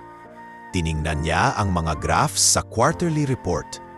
Positibong growth projection, bumalik ang 5 clients, at tumataas na naman ang engagement rating ng kumpanya sa Investors Trust Index. Dumating si Celia, hawak ang folder ng bagong action plan. Maraming salamat sa suporta kanina, sabi niya. Tiningnan siya ni Sebastian, tahimik. Wala akong ginawa. Ikaw ang gumawa ng lahat. Hindi ko magagawa kung hindi mo ako hinayaang marinig. Saglit silang nagkatitigan. Wala pa ring lambingan. Walang paglalapit ng damdamin. Ngunit sa katahimikan ng opisina, may respeto at may bagong pundasyon. Bukas may press release tayo, ani Sebastian. I want to name you officially as co-strategic head. Wala akong apelyidong kilala ng lipunan, sabi ni Celia. Hindi mo kailangan ng kilalang apelyido. Ang kailangan lang ng kumpanyang ito ay puso. At sa mga salitang iyon, tuluyan nang nagsimulang umangat ang Roque Corporation. Hindi lang sa graphs at stock prices, kundi sa prinsipyo. Hindi na importante kung sino ang nakilala. Ang mahalaga, may isa ng boses na hindi na kayang patahimikin. 2 araw matapos ang matagumpay na business forum kung saan unang humarap si Celia sa publiko, tila mas lumalim ang ipaggalang ng mga tao sa loob ng kumpanya sa kanya. May ilan pa ring nagdududa, ngunit hindi na ito tulad ng dati. Ang mga dati palihim na nagtatawanan ay ngayon ay maingat na sa pananalita. Ngunit habang umaangat ang tiwala ng karamihan, may isang aninong bumalik mula sa nakaraan ni Sebastian. Ang taong minsan na ring naging bahagi ng kanyang buhay, si Margot Del Fierro, ang ex-fiancé niya. Dumating si Margot sa headquarters ng Roque Corporation nang hindi inaasahan. Suot ang isang designer corporate dress, hawak ang leather briefcase na may tatak ng isang kilalang international finance firm. Nakataas ang kilay, diretso ang tingin. Pagpasok niya sa reception, ay agad niyang inabot ang kanyang calling card kay Kathy. Tell Sebastian I'm here, and tell him this isn't a social visit. Anya, malamig at buo ang tono ng boses. Nang makarating ang mensahe kay Sebastian, kasalukuyan siyang nasa isang strategy huddle kasama si Celia at ang legal team. Margot's here, bulong ni Kathy habang iniaabot ang card. Tila hindi nagbago ang ekspresyon ni Sebastian, ngunit napansin ni Celia ang bahagyang paghapit ng kanyang panga. Hindi siya nagtanong, ngunit naramdaman niyang may bigat ang bisitang ito. Maya-maya ay tumango si Sebastian. Send her to the conference room. I'll talk to her alone, aniya. Sa loob ng conference room, naupo si Margot na parang siya ang may-ari ng gusali. Pagdating ni Sebastian ay ngumiti ito ng manipis. Sebastian, bati niya. I see you've made interesting choices lately. Get to the point, Margot. I'm busy. Napangiti si Margot at inabot ang isang proposal. Our firm is offering a buy-in, full capital injection, but we want 45% of the shares, operational visibility, and veto power over key decisions. Tiningnan ni Sebastian ang dokumento. Anong kapalit? Tulungan ka naming maibalik ang Roque Corporacion sa dating posisyon with a trusted name, not someone from a broom closet. Doon napagtanto ni Sebastian na ito ang tunay na dahilan ng pagbisita. Hindi tulong ang intensyon, kundi pagbawi ng kontrol. At hindi lang kumpanya ang tinutumbok, kundi si Celia mismo. Hindi mo siya kilala, malamig niyang sagot. At kung ang plano mong tulungan ako ay kapalit ng pagtaboy sa taong nagligtas sa kumpanyang ito, malabong magtagumpay ka. Tumawa si Margo. Sebastian, wake up. You're married to a maid. You think investors won't run once we expose this circus? Ngunit nanatiling kalmado si Sebastian. Ang maid na yon ang bumuhay sa Roque Corporation habang lahat kayo ay nakatingin lang. Kung ayaw mong sumama sa direksyong tinatahak namin ngayon, you're free to leave. Tumayo si Margo, ang ngiti bahagyang napawi. Then don't say I didn't warn you. Nang makaalis na si Margo, agad na bumalik si Sebastian sa opisina. Doon niya nadatnan si Celia na tahimik na nagbabasa ng report. May bumalik sa nakaraan mo, wika ni Sebastian. Margo? Tanong ni Celia, hindi nagulat. Paano mo nalaman? Sa uri ng tingin mong may buhat na alaala pero walang emosyon? Alam ko na agad. Napangiti si Sebastian. She offered a buy-in, kapalit ng halos kalahati ng kumpanya at pagkontrol sa mga desisyong tinutulungan mong buuin. Anong sagot mo? Tinanggihan ko. Tumango si Celia. Alam kong babalik siya. Hindi ako nabigla. Ang tanong lang ay kung kailan. Hindi mo ba nararamdaman ang takot? Tanong ni Sebastian. Na baka bumalik siya at sirain ang lahat ng naumpisahan mo? Hindi takot ang nararamdaman ko, sagot ni Celia. Kung babalik man siya, hindi para tapusin ang ginagawa ko, kundi para subuking matalo ang paninindigan ko at doon siya mawawala. Ngunit hindi lang si Margo ang balakid. Kinabukasan, sa isang internal meeting, isang confidential report ang lumabas mula sa HR. May anonymous email na ipinadala sa buong department heads. Isang PDF file na naglalaman ng background ni Celia, kasama ang larawan niya noong janitress pa siya, ilang hinala ng panggagamit sa pangalan ng Roque at mga screenshot ng mapanirang memes mula sa social media. Nang makarating ito kay Sebastian, galit na galit siya. Find out who sent this. Utos niya sa IT, and I want names. Ngunit habang lahat ay nagkakagulo, si Celia ay nanatiling kalmado. Tinawagan niya si Kathy. Can you call a staff-wide meeting this afternoon? Anya, I'll speak. Hapon, sa main atrium ng gusali, na tipon-tipon ang halos lahat ng empleyado.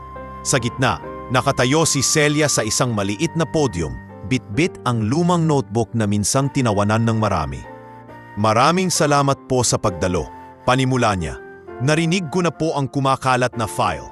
Nakita ko na rin po ang mga larawan. Totoo po lahat iyon. Ako po ang nasa larawan. Ako po ang janitress. Ako po ang tinatawag nilang walang karapatan. Tahimik ang lahat. Pero hayaan niyo po akong tanungin kayo. Kailan po naging kasalanan ang magtrabaho ng marangal? Kailan po naging kahihiyan ang maging tagalinis habang nangangarap ng mas mataas na pangarap? Tumingin siya sa mga mata ng mga empleyado. Wala po akong ninakaw. Wala po akong inangkin na hindi ko pinaghirapan. Kung ang pagkatao ko ay hindi sapat sa inyo, tatanggapin ko. Pero hinding-hindi ko ikakahiya kung saan ako galing. Dahil ang ugat ko ang nagturo sa akin ng sipag, tiyaga at dangal. Muling natahimik ang lahat. Hanggang sa isang staff ang pumalakpak. Isa pa at isa pa hanggang sa buong atrium ay napuno ng palakpakan. Sa loob ng opisina, habang pinapanood ni Sebastian ang live feed ng nangyari mula sa CCTV monitor, bahagyang napangiti ito. Tumayo siya, tumitig sa labas ng bintana. Hindi man niya sabihin ng harapan. Alam niyang ang babaeng iyon, ang minsang itinuring ng lahat na walang halaga, ay ngayon ang pinaka-importanteng haligi ng kumpanya. At habang ang iba'y abala sa pagbibilang ng share value, Siya'y abala sa pagbibilang ng mga araw na mas lalo pa niyang nakikita ang tunay na halaga ng isang Celia Jimenez. Ang tagumpay ni Celia sa forum at ang unti-unting pagbabalik ng kumpiyansa ng publiko sa Roque Corporación ay tila nagbigay ng bagong pag-asa sa buong kumpanya. Ngunit kung ang liwanag ay unti-unting lumalakas, hindi rin nawawala ang mga aninong pilit na sumusunod. Sa likod ng bawat pagbawi ng respeto ay may mga matang nagmamasid, naghahanap ng puwang upang ibalik sa dilim ang sinag ng muling pagbangon. Isang araw, habang abala si Celia sa pagpupulong kasama ang operations team, isang confidential message ang dumating sa kanyang tablet. Galing ito sa internal whistleblower ng HR. "Ma'am, may pagtagas ng confidential financial records papunta sa isang competitor. Sender, board member, initials VM." Natahimik si Celia. Alam niyang hindi basta-basta ang impormasyon. Kung totoo, may isa sa mga kasamahan ni Sebastian sa board ang mismong nagbebenta ng impormasyon sa labas. Isang pagtataksil sa kumpanyang pilit na nilang isinasalba. Matapos ang meeting, agad siyang dumiretso sa opisina ni Sebastian. Hawak ang tablet, ipinalabas niya ang mensahe. "Totoo ba ito?" tanong ni Sebastian, seryoso ang mukha. "Tinatamaan na tayo mula sa loob," sagot ni Celia. "At kung hindi natin ito aaksyonan ngayon, baka bumalik tayo sa zero o mas malala pa." Tumango si Sebastian. "Huwag mong banggitin sa board. Gusto kong ako mismo ang makahuli." Kinabukasan, pinatawag ni Sebastian ang isang emergency meeting ng buong board. Pinapunta niya ang legal team at ang head ng IT. Sa harap ng lahat, inilatag niya ang report. Isang kumpletong digital footprint na nagsasabing ang isa sa mga board members ay nagfo-forward ng kopya ng confidential asset reallocation plans sa isang email address na konektado sa kompetensyang korporasyon. "Hindi ko na kailangang pangalanan," ani Sebastian habang seryoso ang mukha. "Pero bilang CEO ng kumpanyang ito, hindi ko palalampasin ang pagtataksil." Tahimik ang buong silid. Ngunit si Mr. Victor Mendoza, isang senior board member at dating kaibigan ng yumaong ina ni Sebastian, ay halatang hindi mapakali. "Baka naman planted ang ebidensya mo, Sebastian," ani Mendoza, pinilit ang kumpiyansa sa pinig. "Walang halong drama ito, Victor," ani Sebastian. "At kung gusto mong pabulaanan ito, pwede nating buksan ang buong audit log sa harap ng lahat." Hindi na nakapagsalita si Mendoza. Sa halip, tahimik siyang tumayo at lumabas ng silid. Pagkatapos ng pulong, lumapit ang ibang board members kay Celia. "Bilib ako sa iyo," ani Mr. Arguelles. "Ikaw ang dahilan kung bakit hindi pa tuluyang nawala ang kumpanyang ito. Ngunit mag-ingat ka, hindi lahat ng kakampi mo ngayon ay totoo." Tumango si Celia. "Alam ko po. Kaya kailangan ko po ang bawat pagkilos ay may dokumento at katibayan." Sa sumunod na linggo, isang opisyal na reklamo ang isinampa laban kay Mendoza. Tinanggal siya sa board at ipinasa sa korte ang lahat ng findings. Habang ibang kumpanya ay lumalayo sa issue, isang magandang balita ang dumating. Isang European tech company na dating kliyente ay muling nagbukas ng pinto para sa partnership. Sa isang closed-door video call, si Sebastian at Celia ay humarap sa mga foreign executives. "We've been watching how Roque Corporation handles its internal crisis," ani ng CEO ng partner firm. "And we're impressed.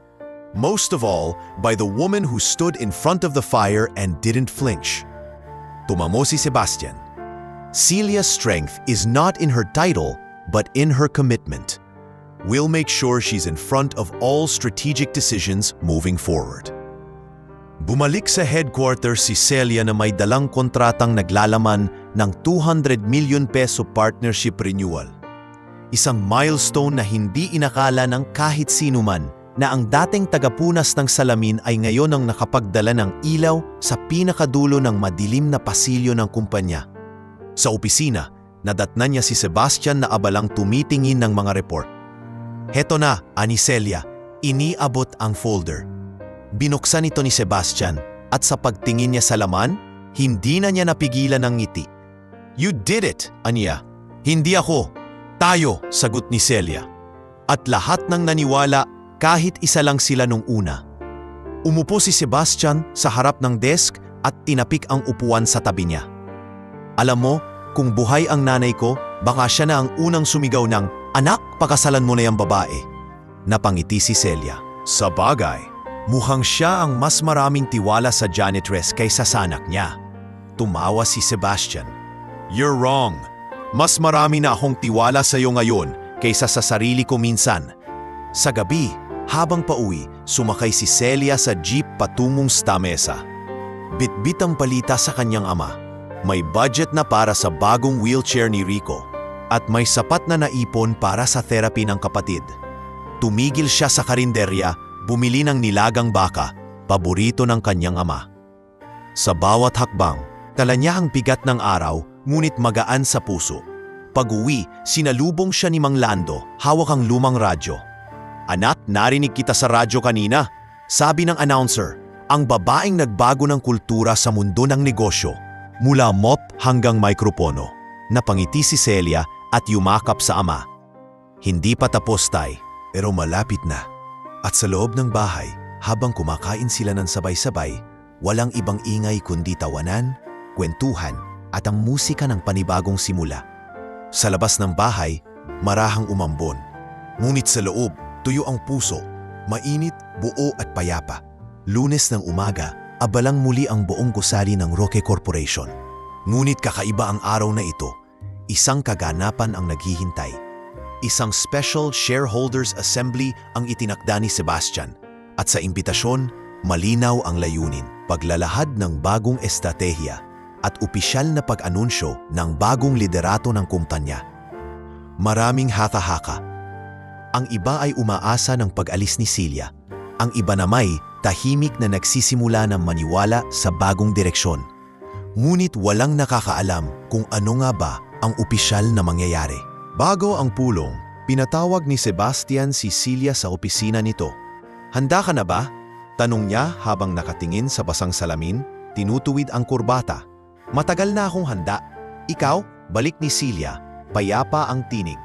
"Hindi pa rin ako sanay na ikaw ang may pinakamalakas na boses sa kwarto." Biro ni Sebastian. Napangiti si Celia. "Hindi ko kailangan ang pinakamalakas na boses, basta't maririnig lang." Sa Grand Conference Hall ng gusali, naroon ang halos lahat ng shareholders, mga investors, ilang media, at lahat ng department heads. Nasa entablado si Sebastian, nakatayo sa gitna, hawak ang mikropono. Katabi niya si Celia, nakasuot ng simpleng dark blue na dress, may maliit na pin na may logo ng Roque sa dibdib.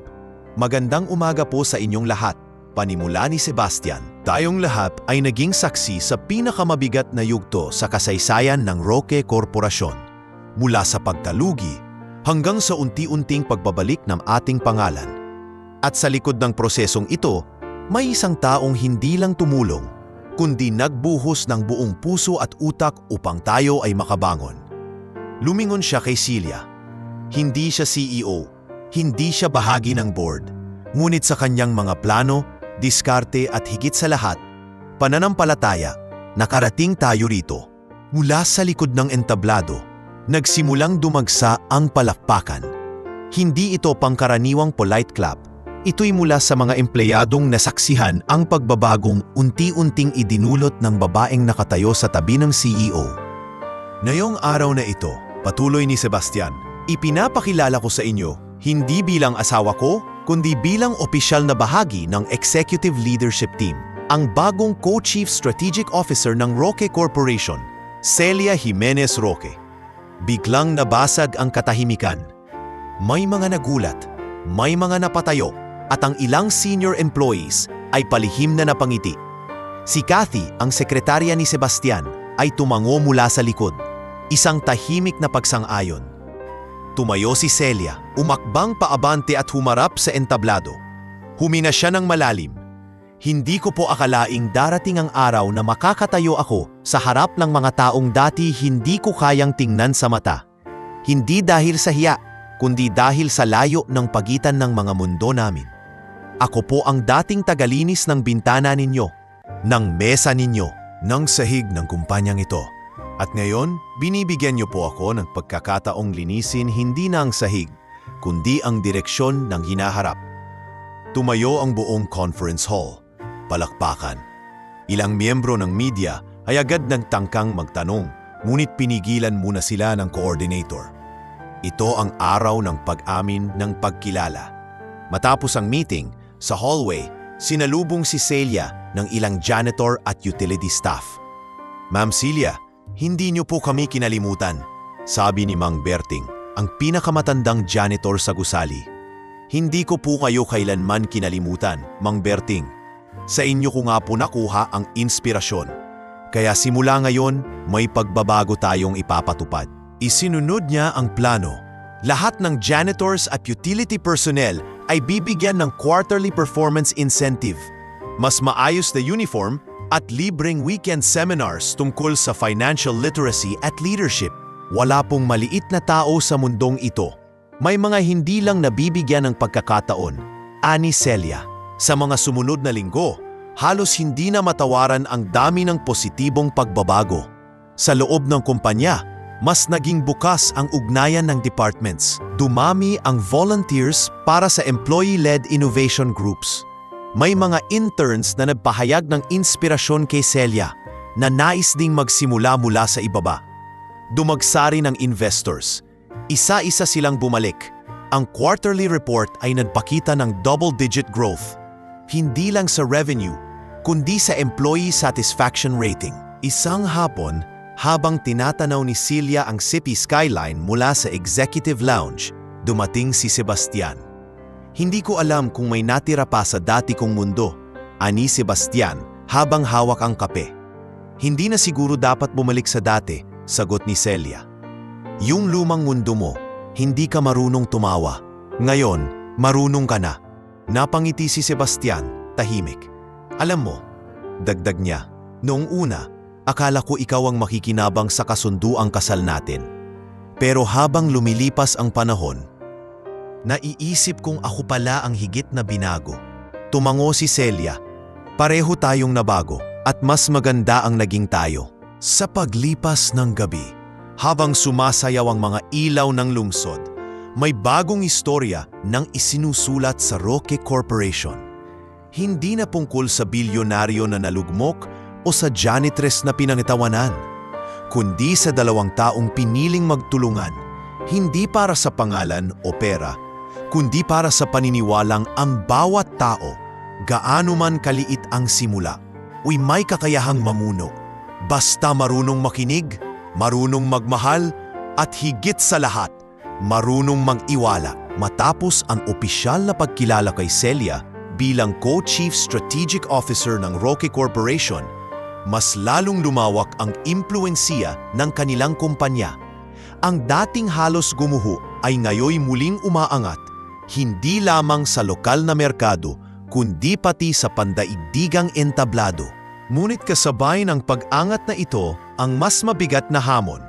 Ang pagharap sa mas malalaking kumpanya, mas malalaking investors, at mas masusing mga mata ng publiko. Isang araw, nakatanggap si Sebastian ng imbitasyon mula sa World Business Summit sa Singapore. Isa ito sa pinakaprestigyosong pagtitipon ng mga CEO, investors at policymakers mula sa iba't ibang panig ng mundo. At sa hindi inaasahang pagkakataon, kasama sa mga inimbitahan na magsalita ay si Celia. "Are you ready for this?" tanong ni Sebastian habang ipinapasa ang imbitasyon kay Celia. "It's not just Manila. This time, the whole world will be watching." Tahimik na tiningnan ni Celia ang liham. Hindi niya kailanmang naisip na darating ang araw na makakasama siya sa parehong entablado ng pinakamalalaking pangalan sa negosyo. Ngunit hindi niya ipinakita ang alinlangan. "Kung kaya kong humarap sa mga taong itinuring akong wala, kaya ko ring humarap sa kanila," sagot niya. Dumating ang araw ng biyahe. Sa eroplano, magkatabi silang dalawa sa business class. Hindi maiwasan magbalik-tanaw ni Sebastian. "Noong una kitang nakilala, hindi ko nga halos maalala kung ano ang itsura mo," aniya habang nakatingin sa labas ng bintana. "Ngayon, hindi ko na kayang ipikit ang mata ko nang hindi ikaw ang naiisip." Napatingin si Celia, sandaling nakahimik. Hindi niya alam kung ito'y isang pahayag ng damdamin o simpleng pagkilala. Ngunit pinili niyang manatiling tapat sa kanilang kasunduan. Sebastian, huwag mong kalimutan kung bakit tayo narito.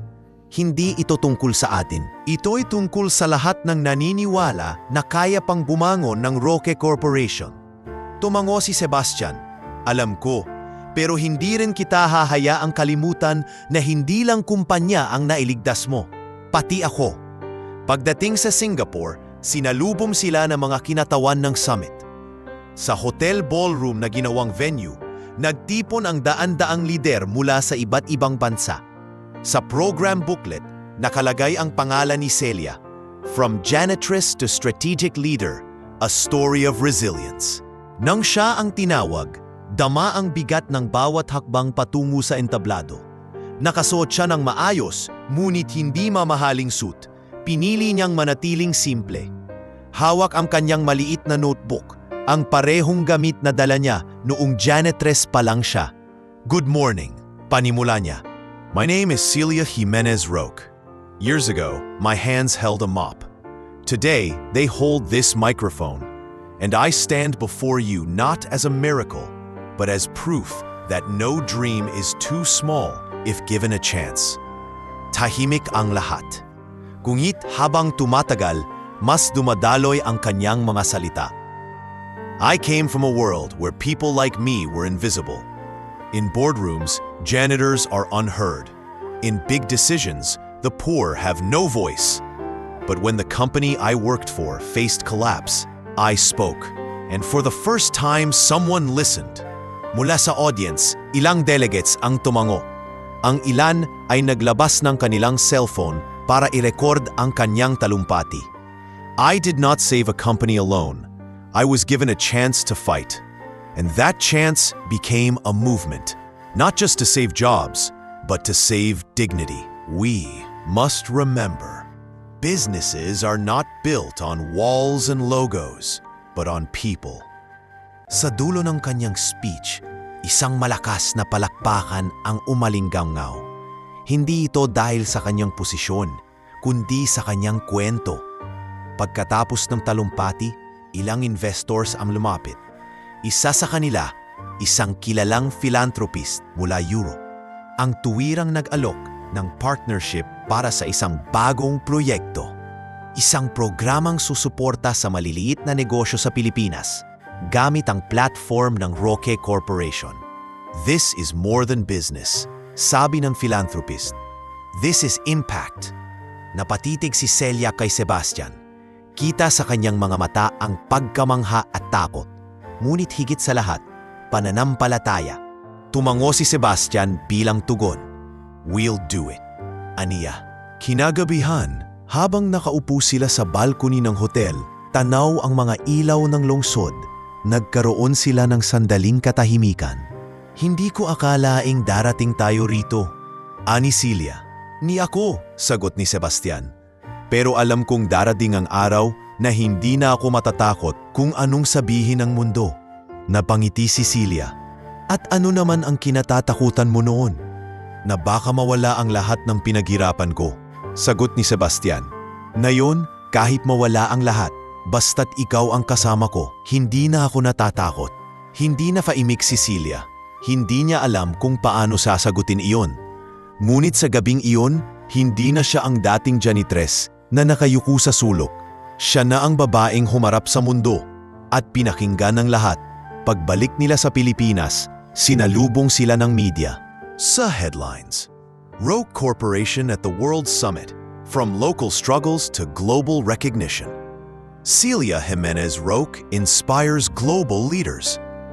Ngunit higit pa sa mga artikulo at papuri, ang pinakamahalagang pagbabago ay nangyari sa mismong loob ng kumpanya. Dumami ang mga empleyadong nagsimulang magsalita, nagmumungkahi, lumalahok. Hindi na sila natatakot. Sa huli, iyon ang pinakamalaking tagumpay ni Celia, ang bigyan ng boses ang mga taong matagal nang nanahimik. Mula nang makabalik si Celia at Sebastian mula sa Singapore, mas lumalim ang tiwala ng publiko sa Roque Corporation. Ngunit habang lumalakas ang liwanag, mas lalong lumalapit ang mga anino ng nakaraan. Hindi nawala ang mga taong minsang nagpabagsak sa kumpanya. At isa sa kanila ay muling bumalik, hindi lamang bilang kritiko, kundi bilang banta. Isang gabi, natanggap ni Sebastian ang isang tawag mula kay Attorney Velasquez, ang legal advisor ng kumpanya. Sebastian, aniya, may bagong isinampang kaso laban sa inyo, plunder at corporate fraud. Ang nag-file, si Margao Del Fiero. Napapitlag si Sebastian. Margao, anong basihan? Ginamit niya ang dating relasyon ninyo at ilang lumang dokumento.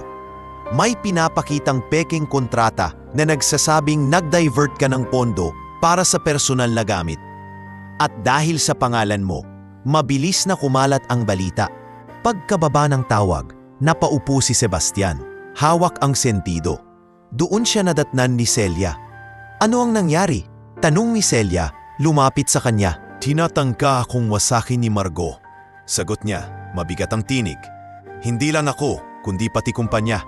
Kung ganoon, hindi lang ito laban mo. Laban natin, mariin ang sagot ni Celia. Kinabukasan, pumutok ang balita sa lahat ng dyaryo at TV. Sebastian Roque, CEO, dinadawit sa plunder case. Roque Corporation, muling nayanig. Nagkagulo ang stock market. Biglang bumagsak ang halaga ng shares. Ang mga empleyado ay muling kinain ng takot at alinlangan sa mga pasilyo ng gusali. Maririnig ang mga bulungan. Fen, baka tuluyan na tayong magsara. Paano na ang trabaho natin? Baka totoo nga ang sinasabi nila. Ngunit sa gitna ng lahat ng ito, si Celia ang unang tumindig. Tinipon niya ang buong management at mga key employees sa isang emergency assembly. Hindi ko po itatanggi na mabigat ang kasong ito. Ngunit malinaw sa atin na dawa-gawa lang ang mga paratang. Alam niyo kung bakit? Dahil mismong sa mga kamay ninyo dumaan ang mga proyektong tinutukoy nilang pinagnakawan. Alam niyo kung gaano kahigpit ang pinirmahan ninyong audit reports. At higit sa lahat, alam niyo kung sino si Sebastian Roque. Kahit gaano siya katigas, hindi niya kailanman ninakawan ng kumpanyang minahal ng kanyang pamilya. Tumayo si Kathy, ang matagal na sekretarya ni Sebastian. Totoo yan. Ilang taon ko siyang nakasama at walang araw na ginamit niya ang pera ng kumpanya para sa sarili niya. Handa akong tumestigo. Unti-unting nagkaroon ng tapang ang ilan pang empleyado. Nagsalita si Mr. Robles mula sa logistics. Kung magsisinungaling man si Margo, hindi niya matatalo ang katotohanang hawak natin. Nagpalakpakan ng mga tao. Sa gitna ng bagyo, nagsimula na namang mabuo ang lakas ng loob. Ngunit hindi rito natapos ang laban. Sa korte, kailangan nilang harapin si Margo. Dumating siya suot ang mamahaling damit, may kasamang mga abogado at media. Sa press conference bago ang hearing, nagpakawala siya ng matinding salita. Ang kumpanya ni Sebastian ay bumangon sa kasinungalingan at ang babaeng pinakasalan niya, isang janitress, ay bahagi ng pantasya para linisin ang kanyang imahe. Nag-alsa ang media, ngunit imbes na sumagot, nanatiling tahimik si Celia. Ang sagot niya'y inihanda niya para sa mismong hukuman. Sa hearing, inilabas ni Margo ang mga dokumento. Mga kontratang peke, mga resibong pineke. Ngunit bago pa man ito tuluyang tanggapin ng korte, tumayo si Celia at dala ang kanilang ebidensya. Your Honor, panimula niya, narito po ang kumpletong audit logs mula sa 3 taon na sinasabi nilang may anomalya. Ito po ay certified copy mula sa Bureau of Internal Revenue, pati na rin mula sa external auditor na hindi konektado sa Roque Corporation. Ang mga kontratang hawak ng kabilang panig ay wala sa alinmang opisyal na tala. Kiningnan ng wes ang ebidensya. Tumango ang mga abogado. Halatang nagulat si Margo. Paano mo nakuha yan? Bulong niya, halatang natataranta. Huwag mong maliitin ang janitress na naging strategist. Sagot ni Celia, mariin. Pagkatapos ng hearing, sa labas ng korte, kinuyog ng mga reporters sina Sebastian at Celia. Sa wakas, nagsalita si Sebastian. Wala po akong minakaw at wala akong kailanman itatago. At kung bakit ako tumatayo pa rin ngayon, isang dahilan lang. Dahil sa tabi ko, may taong hindi takot magsabi ng katotohanan. Nakaabot ito sa primetime news. Sa unang pagkakataon, ang dating malamig na bilyonaryo ay nakitang marunong magpahalaga, marunong magtiwala. Ngunit sa kabila ng tagumpay na iyon, hindi nawala ang bigat sa loob ni Sebastian. Sa kanyang opisina, kinausap niya si Celia. Hindi ko alam kung hanggang saan ako hahabulin ng mga sugat ng nakaraan. Aniya, mababa ang tinig. Margot, ang iba pang mga dating kaalyado, lahat sila handang sirain ako. Lumapit si Celia, tinitigan siya ng diretsyo. Sebastian, lahat tayo may sugat. Ang kaibahan lang, ako natutong gawing lakas ang sugat ko. Ngayon ikaw naman, huwag mong hayaang ang nakaraan ang pumatay sa hinaharap. Sa mga salitang iyon, unti-unting nabunutan ng tinik si Sebastian. Hindi pa tapos ang laban, ngunit malinaw na may katuwang siya. Hindi lamang sa negosyo, kundi sa buhay. Sa mga sumunod na araw, inilabas ng korte ang desisyon. Inadmisible ang mga dokumento ni Margot at ibinasura ang kaso laban kay Sebastian.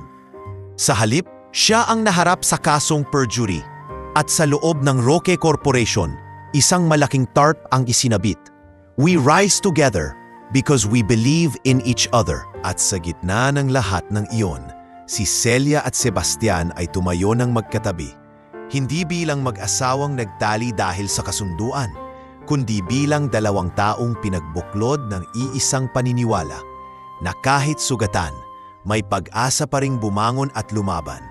Makalipas ang ilang buwan mula ng ibasura ng korte ang kasong isinampa ni Margot, tila unti-unti nang bumabalik sa normal ang takbo ng Roque Corporation. Ngunit higit pa sa normal, nagkaroon ng bagong sigla ang kumpanya, isang kulturang nakabatay sa tiwala, malasakit at tapang. Ang mga empleyado'y hindi na lamang nagtatrabaho para sa sahod, kundi dahil nakikita nilang bahagi sila ng isang mas malaking misyon. Isang Lunes ng umaga, formal na ipinakita sa lahat ng departments ang bagong 5-year strategic plan ng kumpanya. Hindi na lang si Sebastian ang nagsasalita, kundi magkasama na sila ni Celia sa entablado, na parang dalawang haligi na magkasabay na humahawak ng direksyon. Hindi na tayo babalik sa dati, panimula ni Celia. Ang ating kinabukasan ay hindi lamang tungkol sa profit, kundi sa paghubog ng mga taong may kakayahang magdala ng pagbabago. Ang tagumpay ng Roque ay tagumpay nating lahat. Tumayo si Sebastian at tumingin sa mga empleyado. Dati ang paniniwala ko, negosyo ay laro ng malalakas at mayayaman. Pero natutunan ko na hindi iyon sapat. Dahil ang tunay na lakas ng isang kumpanya ay nasa tiwala ng mga tao nito. At ngayon, proud akong sabihin na may tiwala ako sa inyong lahat. Lalo na sa babaeng nagpatunay na mali ang lahat ng akala ko. Muling napuno ng palakpakan ang bulwagan. Ang mga empleyado ay nagsimulang magsigawan ng Celia, Sia. Isang bagay na noon ay imposibleng mangyari. Sa labas ng entablado, sa hallway, kinausap ni Kathy si Celia. Alam mo ba ma'am, dati iniisip kong imposibleng may makakapantay kay Sebastian sa pagtayo rito. Pero ngayon, parang mas ikaw pa ang hinahanap ng lahat. Napangiti si Celia.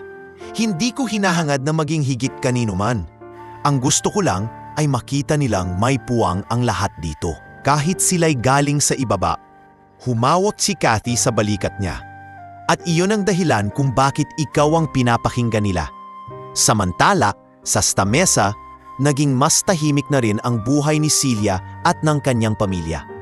Si Rico, na ngayon ay may mas regular ng therapy, ay natutong lumakad gamit ang walker. Ang ama nilang si Mang Lando ay natutong muling ngumiti at paminsan-minsan ay nakikinig ng radyo tuwing gabi. Tuwang-tuwa tuwing mababanggit ang pangalan ng kanyang anak sa balita. Ate, totoo ba? Sikat ka na? Tanong ni Rico habang hawak ang maliit na diaryo na may larawan ni Celia. Hindi bunso, sagot niya. Hinahaplos ang buhok nito. Hindi ako sikat. Ginagawa ko lang kung ano ang tama. Ngunit kahit anong pagtanggi niya, alam niyang malaki na ang pagbabagong dumating sa kanilang buhay. Hindi na sila nag-aalala kung may kakainin kinabukasan. Hindi na sila nagtatago sa takot ng kahirapan. Sa halip, natututo silang mangarap muli. Ngunit hindi lahat ay puro liwanag. Dumating ang balitang si Margot ay lumipad patungong Europa upang umiwas sa kaso ng perjury. Bagaman wala na siyang direktang banta, hindi mawawala sa isip ni Celia na may mga taong handang bumalik kapag nagkaroon ng pagkakataon. Ngunit sa halip na matakot, Nagsilbi itong paalala na hindi kailanman natatapos ang laban. Ang mahalaga ay handa silang magpatuloy. Isang gabi, habang nasa rooftop ng gusali, nagkaroon ng masinsinang usapan sina Sebastian at Celia. Nakatitig sila sa mga ilaw ng Maynila, tila nagmumuni-muni sa landas na tinahak nila. Celia, panimula ni Sebastian. Alam kong nagsimula ang lahat ng ito sa kasunduang halos hindi natin pinili. Pero ngayong nandito na tayo, hindi ko na alam kung kaya ko pang ituloy ang buhay na wala ka. Tahimik si Celia. Tinitigan niya si Sebastian, ang dating malamig at makasariling bilyonaryo, na ngayoy tila nagbukas ng buong puso. Sebastian, sagot niya, hindi ko alam kung anong ibig sabihin ng lahat ng ito para sa'yo. Pero para sa akin, natutunan kong ang pagmamahal ay hindi palaging tungkol sa parahusan ng sarili, kundi sa pagtutulungan para mabuhay. Hinawakan ni Sebastian ang kanyang kamay. Kung ganoon, hayaan mong simula ngayon, hindi na lang ako CEO mo. Hayaan mong ako na ang magiging tunay mong partner sa lahat ng bagay. Sandaling katahimikan, ngunit sa katahimikang iyon, nagkaroon ng kasiguruhan, isang bagay na matagal nang wala sa buhay nilang dalawa. Dumating ang araw ng taunang employees gala ng kumpanya. Lahat ng empleyado, mula sa janitors hanggang sa mga senior managers, ay nagtipon-tipon. Hindi ito ordinaryong pagtitipon. Ito ang unang pagkakataon na nakasama ang lahat sa isang selebrasyon. May mga sayawan, kantahan at maaliwalas na tawanan. Habang nasa entablado sina Celia at Sebastian, pinapasalamatan ang lahat. Isang empleyado ang lumapit. Isang bagong janitor na halos kapapanganak lang ng asawa. Ma'am Celia, mahina nitong sabi, salamat po sa lahat. Dahil sa inyo, nararamdaman ko na hindi kami disposable, na may halaga rin kami. Naluha si Celia. Huwag mong kalilimutan iyan, at balang araw, baka ikaw naman ang nasa entabladong ito. Sa huling bahagi ng gabi, sabay nilang sinabi sa lahat, ang tagumpay ng Roque Corporation ay hindi na lamang tagumpay ng iilan. Ito ay tagumpay nating lahat. At sa hiyawan at palakpakan ng libu-libong empleyado, malinaw na nagsimula na ang bagong umaga para sa umpanya at para sa kanilang dalawa. Sa wakas, si Celia, ang dating janitress na pinagtatawanan, at si Sebastian, ang bilyonaryong muntik ng bumagsak, ay natutong muling bumangon. Hindi hiwalay, kundi magkasama. At sa kanilang paglalakbay, ipinakita nilang kahit gaano kadilim ang nakaraan, may bagong umaga palaging dumarating. Dala ang pag-asa, pag-ibig at panibagong simula.